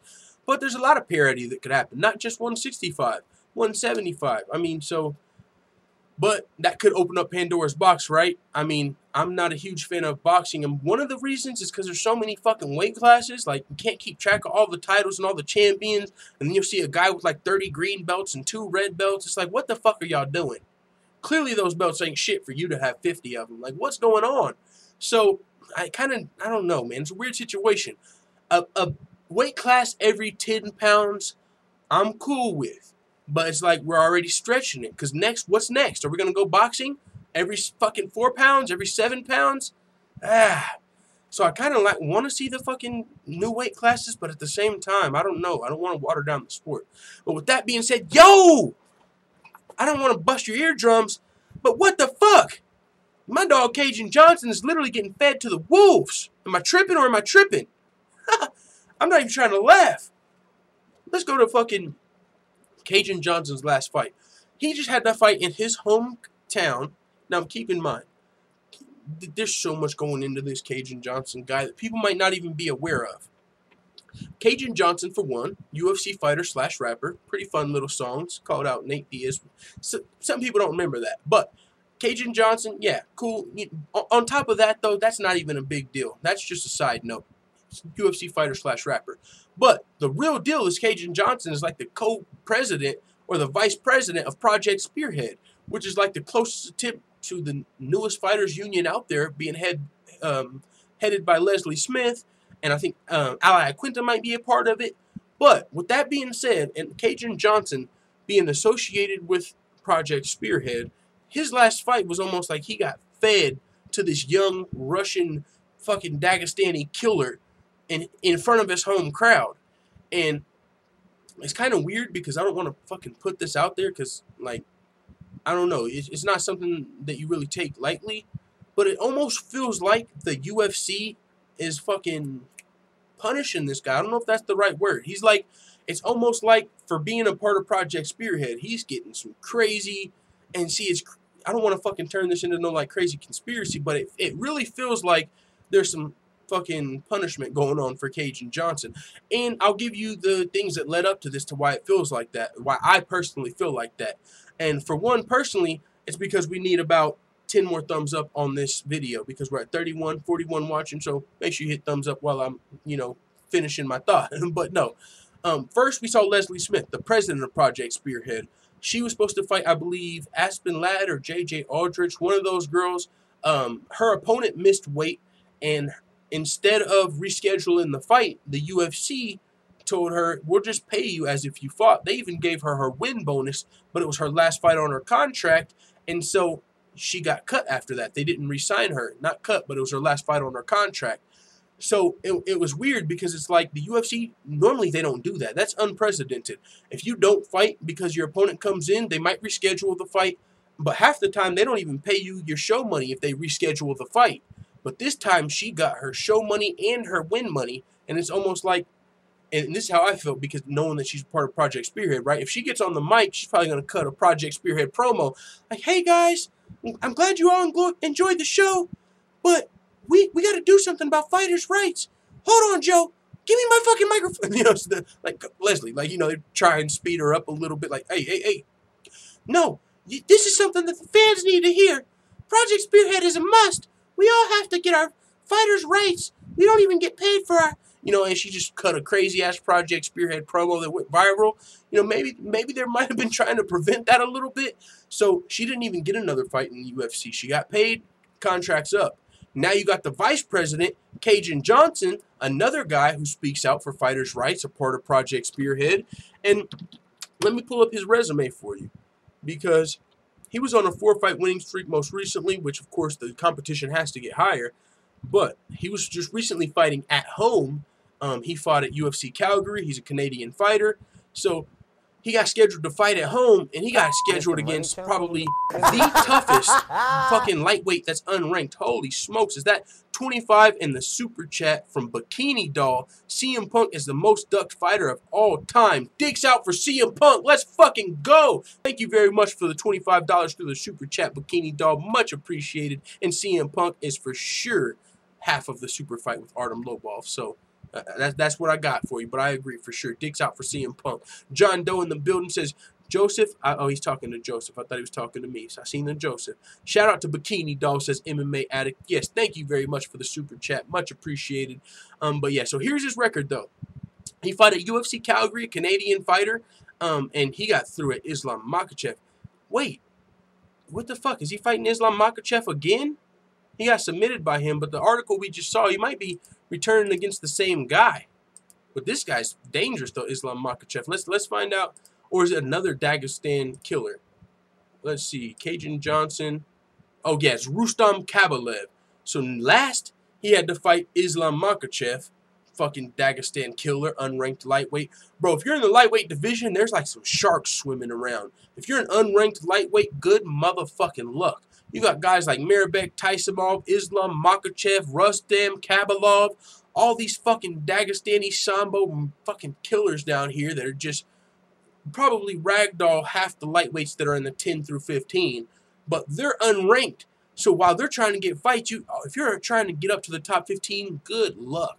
But so Cajun Johnson, he was on a 4-fight winning streak, part of Project Spearhead, fighting at home in Canada, had to go against Islam Makhachev, who submitted him in the first round. Now his next fight, going straight up against, boom, is Rustam Kabalev, another fucking Russian Dagestani warrior that's super underrated, that's just fucking dudes up. So, maybe I'm wrong, maybe it's speculation, but it almost feels like this has something to do with his association with Project Spearhead.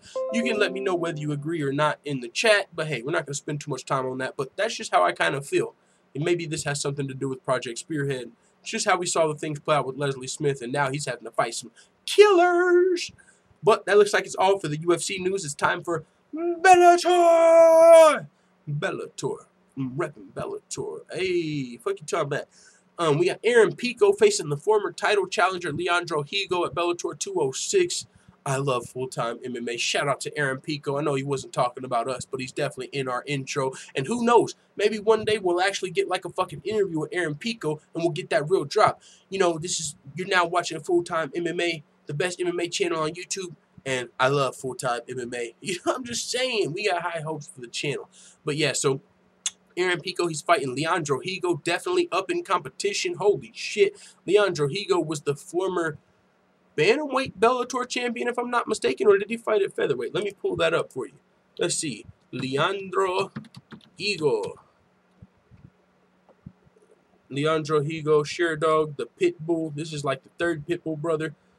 Yeah, he just fought Darion Caldwell, who I believe is the Bellator's bantamweight champion. So Leandro Higo might be moving up to featherweight unless Aaron Pico's moving down to bantamweight. I don't think that's the case, though. So it looks like Aaron Pico's still going to be taking on a former champion, but it's the former bantamweight champ, Leandro Higo. But still, for Aaron Pico, who's only got 4 pro fights, huge step up in competition. I mean, we just saw Leandro Higo's resume, which it seems like I stupidly took off the screen, but he's only 4-1. Leandro Higo is 18-4. So yeah, he might be in a higher weight class, but holy shit, that's a big skill gap for Leandro Higo. He's got a lot more experience. I mean, Aaron Pico has 4 pro fights. Leandro Higo has 22. So he's got almost 5 times the pro fights, almost 6 times the pro fights as this guy. So, I mean, just because Leandro Higo's a bantamweight, don't count him out. But holy smokes, Aaron Pico, definitely the prospect. I think he might be the biggest prospect in MMA. And I'm not talking about the most popular. I'm not talking about the most flashy. I'm talking about the most skilled prospect in MMA. And kind of hard to have that conversation because, like, where do you rank a prospect? Some people are still looking at fucking, you know, like Darren Till and Israel Adesanya at prospects, but they're already ranked. So I don't know if those, you know, so we'll have to have a conversation on that another day. But as far as Bellator is concerned, it's not close. Aaron Pico, I mean, he was training wrestling, like Golden Gloves, boxer, like every single discipline. Aaron Pico started training at a young age. He's one of those guys that got into the sport with the mindset of being an MMA fighter. He's not a guy that started karate and switched over. He's not a guy that started wrestling and switched over. He's not a guy that started none of that shit and switched over. He started off with training everything, with the ideal of being in the UFC. And oh my God, Tiffany, look at that super chat. I am a new sub. You are always making me laugh. Holy smoke, I appreciate it. Tiffany Ray with the big 25 in the super chat. We're fucking low-key balling on a budget over here today. We made 50 bucks on the super chat. I appreciate both of you, Bikini Doll and Tiffany. And it's y'all both, I mean, at least from the name, seem like you might be female. So I appreciate it. Much love and respect for the $25 to the super chat. And I'm glad you're a new sub, and I'm glad I can make you laugh. That's one of my biggest goals, is to make you motherfuckers laugh. Because who knows? We might not have as bright of a future at MMA as we want. It might take us 10 years to get where we need to be. But we still got the comedy, you know what I'm saying? I do eventually want to transition, and not transition, but maybe try a stand-up comedy, you know? And who knows, I might do that at like some local spot and upload it to the channel. Oh, that sounds scary, but that'd be fun. So much appreciated, Tiffany Ray. Thank you very much for the 25 bucks. Yes, I am her sister. Oh, you guys are sisters? Well, shout out to the motherfucking sisters of the chat. That's low-key crazy. That's dope. John Doe says he gone or blocked. Who's gone or blocked? I ain't blocked nobody. Somebody might be timed out, whoever's speaking up. But thank you guys very much for the 25 apiece. That is awesome. Keep doing a great job. I will. And those super chats make me want to fucking go live even more. You know what I'm saying? That's part of this channel. It's going to help us get the stuff we need, the equipment. I mean, everything. So much appreciated. Thank you very much. We're going to keep grinding regardless. Joseph Reardon says, yeah, your raps are good. I appreciate that. I appreciate the love, family. But yeah, Aaron Pico, man, I'm huge on Aaron Pico. Got a lot of potential. I mean, he's looked great so far. He's already got like a fucking finishing move. I don't know if it's 2 or 3, and I don't want to say like WWE, but he's definitely got a lethal ass body shot. Either 2 or all 3 of his wins have came from a fucking liver shot. Just boom, shutting shit down. We saw that recently. Ooh, who was that, full-time family? Someone's going to remember. Somebody got dropped with 2 leg kicks and 2 body fucking shots recently in the same fight. Took damage. Brett Johns. It might have been Brett Johns. Yeah, it was Brett Johns versus the Young Punisher. But yeah, man, Aaron Pico, devastating body shot. He's knocked out multiple guys in the first round with that thing, but he's well-rounded. He's not a guy you look at like, oh, all of his fights have been in the first round. I wonder about his cardio. No, his cardio's cool. Trust me. Aaron Pico's a grinder. He'll out-wrestle a lot of dudes, probably out-strike a lot of dudes. Of course, he's got room to grow. He's only like fucking 21 years old. But at 21 years old, this guy's a fucking stud. He's a beast. He's a savage. Can't wait to see how Aaron Pico blossoms over at Bellator. But I'm telling you right now, I'm going to be watching all of his fights. And he's got a really tough one coming up versus former bantamweight champion Leandro Higo. Or at least bantamweight title challenger Leandro Higo. So that's going to be a great fight. John Doe says, cool, just don't be troll. And yeah, I mean, if you're trolling, honestly, I mean, I don't really mind if people troll. If you're just having fun and telling a joke every now and then, you know, one good troll. But if you're in here hating every fucking day, trolling every fucking day, yeah, you're not really here for the right reasons. But so, yeah. Appreciate all the love, though, from the chat and from the super chats. That was crazy. I didn't expect that, so that's dope. But other than Aaron Pico, we got some PFL news. PFL has $28 million in investments from Kevin Hart, Mark Burnett, and Tony Robbins. Now, forgive my ignorance. I don't exactly know who Mark Burnett is. I've heard the name Tony Robbins, but I for sure know who Kevin Hart is. And with that being said, this is something we need to keep our eye on. This is the PFL. This ain't like Mark Wahlberg and all these people investing in the UFC. You can understand that. That's the UFC. This is the motherfucking PFL. And you got big investors like this coming along. Like, this is kind of interesting, man. It seems like these celebrities are starting to realize, you know, the future. Now, MMA is one of the fastest growing sports, but it's still one of the newest sports. So, you know, it's just now about to break on to ESPN. The UFC is opening doors for all of these companies, Bellators, PFLs. The UFC is doing groundbreaking shit, and it's just continuing to grow the sport. Regardless of UFC, regardless of Bellator, we're growing the sport with what the UFC is doing. And it looks like Kevin Hart and some of these other celebrities, also a lot of the celebrities like Mark Wahlberg and the guys that, you know, paid into the UFC. What the fuck? That can't be right. I'm poor, but I love your work. That looks like $52. If you're poor, how are you donating $52? Is that, what's the A? Oh, maybe it's like, I got to convert it. So the A might mean like Australian dollars. And so when it converts, oh, okay, it's $2. That fucking S looked like a 5, bro. I was like, 52, what the fuck? But either way, I appreciate the $2, whether it's 52, whether it's $2, or whether it's 20 cents. I appreciate it. You know what I'm saying? It is what it is. So thank you very much for the $2, good sir. Exists BMX. Do you BMX low key? Like, maybe you can fucking hit a trick. I don't know. We'll post it on the channel. Bunny hop for me. You know what I'm saying? I don't know what's going on, but thank you very much for the $2, good sir. John Doe says, you know, just in case. What's going on? Gervonta Davis just called out TJ, says Luke. We talked about that a little earlier on in the show. Gervonta Davis don't want any smoke. Gervonta Davis will get fucked up so quick. But we talked about that earlier, so we had a good conversation on it. I did. It's not like we got the panel going today. We might do that actually a little later. We've already been live for 2 hours, but honestly, there's not a lot of shit for me that I have like planned for after the stream. I mean, I might go walk the dogs, you know, do some shit, work, you know, jog, do some shit. But yeah. We might do the panel. Maybe we'll shut this stream down after we're done and then come back later for a live panel. How much money for your shirt to come off? Just kidding. Oh, that's free. Don't tempt me. Don't tempt me. I'm not one of those. I'll hit the truffle shuffle for you. Hey, Exist BMX says, hell yeah, I do. Just recovering from knee reco, enjoying. Well, that's dope, bro. That's dope to see. I used to have some friends, like, I never got on skateboards and shit because I wasn't trying to break my fucking legs and all that shit, but I definitely used to go down to the skate park with some of my homies, and they do their little go in the half pipe. You know, I'm just chilling, you know what I'm saying, talking to the females or something at the park.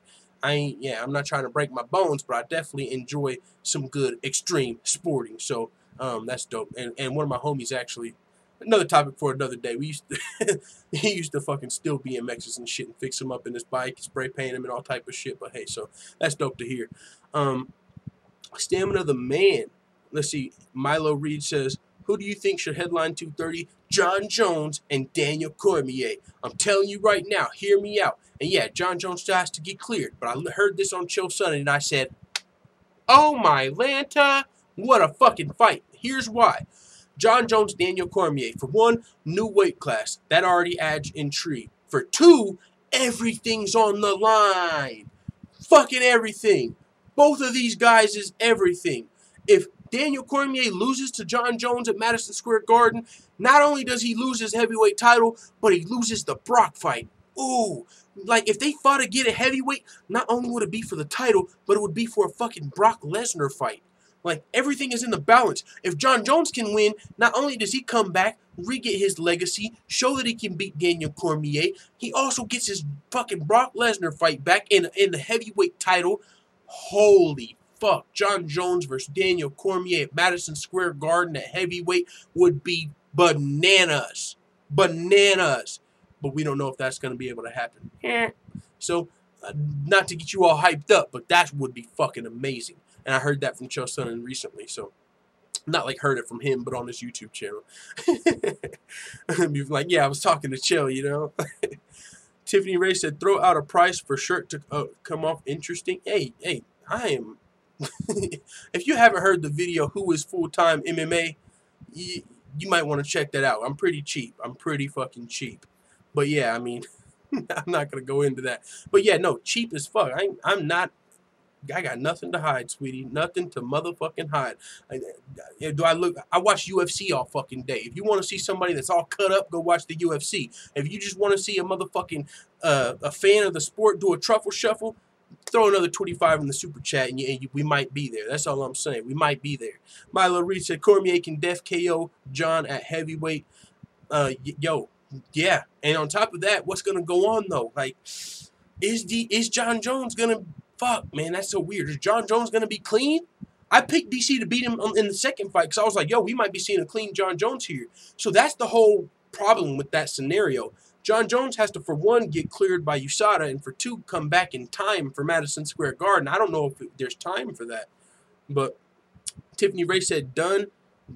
Hey, chill, Tiffany, chill. We might have to do that on a private show, low-key, because I know this channel is 96% men, 4% women, and it's crazy that you two sisters happen to be in here. But, yeah, I don't think the 90% dudes want to see the truffle shuffle. But if they do, yo, my motherfucking dogs can see it too. Fuck you, Tom, Matt, big full-time stripping in the building. We might have to open up a Cam Sodas. You know what I'm saying? This YouTube shit ain't paying off. We might have to open up the full-time Cam Sodas. I'm just saying. Fuck with your boy. No, I'm just kidding. Pinhead says, Jones versus Gustafson, too. I want to see that again. Yeah, that'd be fun. John Doe says, I hope Diaz is just being like that for publicity. As long as he shows up, I'll be cool. If he don't, I'm over him. That's crazy. I didn't even see that comment. It just like popped up out of nowhere. I hope Diaz is just being like that for the... Yeah, me too, bro. If Nate Diaz doesn't show up to the Poirier fight, god damn, that's going to be such a letdown. And honestly, he's probably going to lose a lot of fans, at least I would assume, because even the Nate Diaz fans are like, man, even though Nate Diaz is acting a little weird, he's not going to pull out of a fight. Nate or Nick Diaz, they've never pulled out of a fight. He don't want to break that streak of pulling out of fights because the UFC pissed you off. Like, what? You didn't like something the UFC did, so you pulled out of a fight? Nah, dog. You can't. That's like Tyron Woodley. I'm not fighting Darren Till anymore. I don't like the way the UFC promotes me. The UFC needs to start doing over-promoting instead of under-promoting. I'm not fighting anyone. You think Tyron Woodley would get away with that shit? Not from the UFC, like, punished, but I'm just saying, you think the fans are rocking with that shit? You don't like something the way that a circumstance went, so you're not fighting? Fuck no, especially after all the hints and all of that stuff. So, I mean, yeah, I'm hoping a lot of this is just for show, like, you know, Nate Diaz against the UFC. Maybe it'll fucking bring in some headline. I don't know, man. I'm hoping that's kind of what it is, and he's not actually, you know, going to pull out of the fight. But at least right now it's in limbo. It's kind of in jeopardy. Weezen336 says Latifi versus DC would be an incredible fight. I definitely want to see Latifi versus DC. I honestly feel like Latifi would be a dope challenge, a new face, and he also looks the part. He was willing to fight Daniel Cormier at heavyweight. That weird guy says he'll lose the Conor fight if he don't show up and won't be able to leave because he's still under contract. I don't know if he would lose the Conor fight. He would lose some fans, though. I don't think the UFC would ever just say, if it's not really up to the, it's kind of up to the UFC, but if Conor McGregor fought Khabib and next he said, oh, you guys want me back? Well, then you got to give me the Diaz trilogy. The UFC, no, Conor McGregor. We will not sell 2 million pay-per-view buys. Oh, shit. $50 on the super chat. Dana, 50 G's, baby. Y'all ready for the motherfucking truffle shuffle or what? Is that legal? Can guys take their shirts off on YouTube without getting their channels flagged? We should be able to, right? We fucking see MMA. What? What the fuck? What the fuck y'all talking about? Now, what you talking about, Tiffany? What's going on? Let's go. 50 more. No, I'm just playing. Thank you very much for the 50 in the super chat. Truffle shuffle all day. We ain't fucking around. We stand up. We ain't fucking around. Where you at? Put that on a picture. See if I give a fuck. Fuck you, Time Matt. We in the building. Dana, 60 G's, baby. Thank you very much, Tiffany, coming through with the big super chat, big dog super chat in the building. Y'all thought I was fucking around. I bet y'all thought I was fucking around. I bet y'all thought I was fucking around. Truffle shuffle in the building. Hayden Van Coolen says, only reason why Stipe lost, DC learned a lot from Jones with the poke in the eye. Yo, that's a dope, that's a funny emoji chain. Tiffany's eyes are bleeding. No, Tiffany's loving that shit. What up, Tiffany? What up, Tiffany? She might donate again for another one. Fuck you talking about. John Taylor said that was only $20 worth. No, it wasn't. Fuck you talking about. I didn't say for 50 seconds, dog. What are you talking about? And like I said, it's 94% dudes. I really didn't even want to do that for all you dudes. But my girl Tiffany in here donated the 50 to the super chat. What the fuck else you expect me to do? You can't deny it at that point. Oh, with the heart eyes, y'all thought her eyes was bleeding. Yeah, they're bleeding love. I was gonna start singing. I keep bleeding, I keep bleeding love. All right, my bad.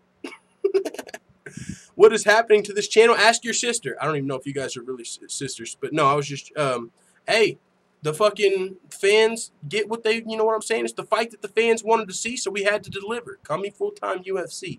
Truffle, shuffle, dog. That's what I'm saying, man. But yeah, so I don't even remember what we were talking about before that. Nice belly button, though.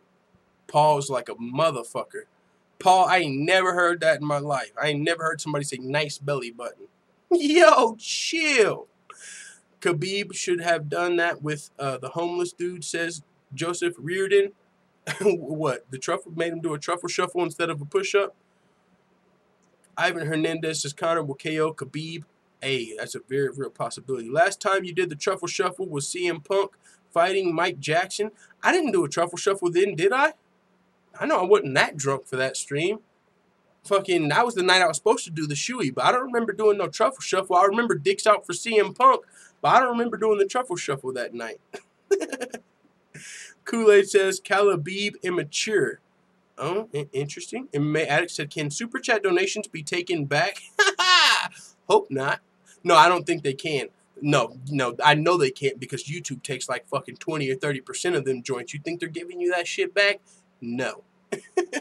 But yeah, if they could be, they would have probably all got taken back just then. I ain't thirsty for no truffles, says John Taylor. Hey man, you know what I'm saying? Some people eat seafood, some don't. McChicken will be smashed, says Crush McChicken time. Yo, I saw a I think Tony Ferguson posted it on Twitter or Instagram. Let me see if I can find it. It was like tiramisu versus McNuggets. Tell me that's not hilarious already. Tony Ferguson Instagram. Yo, where's the tiramisu versus McNuggets post? Yo, the wait is over. The wait is over, full-time family. I'm pretty sure McNuggets runs out of sauce. Tiramisu by Food Coma. Snap Jitsu. Yo, I fuck with Tony Ferguson. Can't wait to see the arguable champ, interim champ, back in action. Glad you got some extra cash, says John Taylor. Not yet. You know, Super Chat, just in case you were wondering, those don't come in until the end of the month, like PayPal and all the other forms of donations.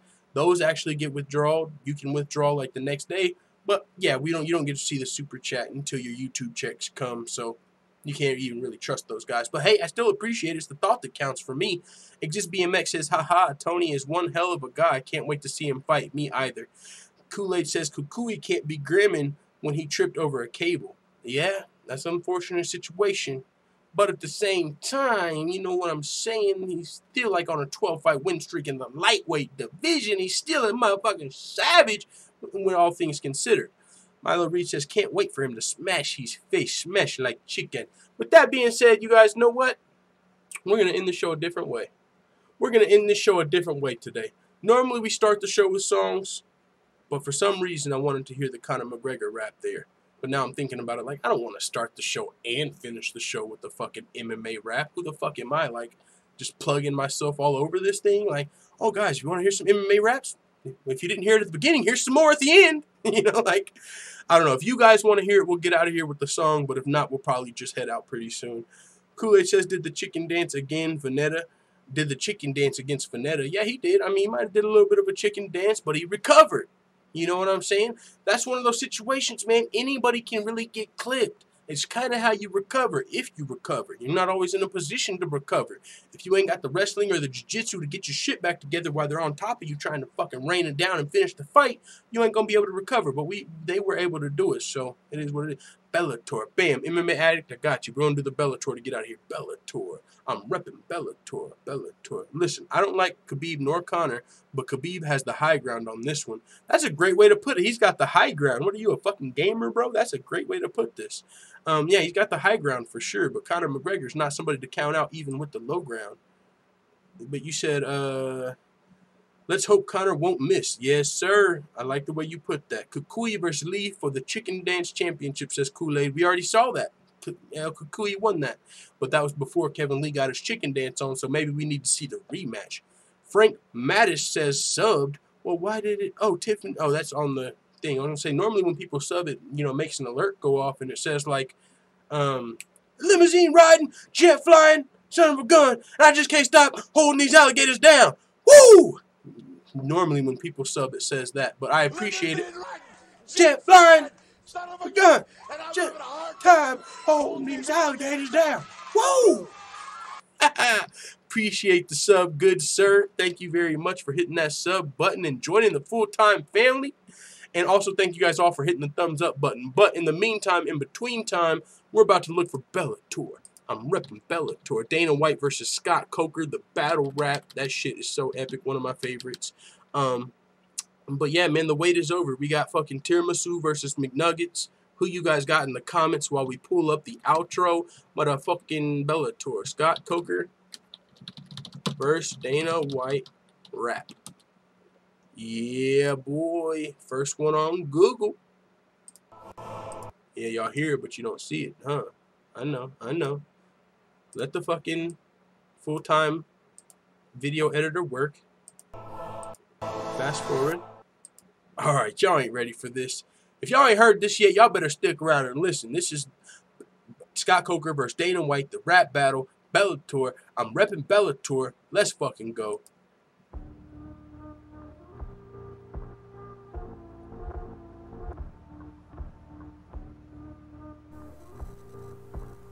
Oh, you want to see something else tight? Bellator, I'm reppin' Bellator, Bellator. I'm reppin' Bellator, Bellator. I'm reppin' Bellator. I'm reppin' Bellator. Look, Dana White, you found a fight. You said some shit that I ain't like about Bellator, so now it's time to back it up. Now grab the mic. You slap the fighters with the Reebok deal and treat them like some fools. I ask the fighters how the people feel, so people think I'm cool. Yeah, Scott Coker, baby, you ain't fucking with us. I'm like a stockbroker, baby, and I'm running it up. Go get your pot holders, baby. I'm like the oven to touch, and you can get Conor or Tony, Dana my Chandler, fucking him up. Whoa there, Scott. Whoa, what the fuck? Maybe when you smoke your pot, you shouldn't smoke so much. Because I know that you're high. Michael Chandler would die against Conor or Tony. Homie, so don't even try. Now, should I keep it with you, or should I get on your roster? Even Jimmy Smith is just a roster imposter. You got James Gallagher, he just wanna be Conor. You got Rory McDonald only cause we didn't want him. You see, Scott Coker, me and you, we are not kosher. You're not a stockbroker, boy, you're a stockholder. What the fuck were you thinking, sending that shitty diss my way? You need to think before you diss. While you're at it, take these flyweights. Hey! Y'all remember when Dana White was talking about folding the flyweight division and just out of here, all of them gone. Demetrius, Cejudo, Benavidez, Pettis, boom. Everybody out of here. Flyweights ain't doing no business. Fuck you, Tom Mack. You don't want a super fight, DJ? Scott Coker said, hey, we'll take them all. We will take them all that you don't want. We are on the come up. What the fuck you really talking about? And that's about the time we wrote this rap, because clearly Jimmy Smith was still with Bellator and stuff like that. But it is what it is. It's still a classic. And hey, it's one of the also the most requested. Nope, not Cody Garbrandt in my feelings. We're not playing another song, family. But yeah, let's check out the chat before we get out of here. That was back when our fucking thing was still on the bottom. All right, Tiramisu versus McNuggets. The wait is over. We'll put that on the screen as we get out of here. Let's see what the chat's saying. We're about to get out of here, though, family. We got 30 watching. I appreciate you all on the fucking Mayweather challenge.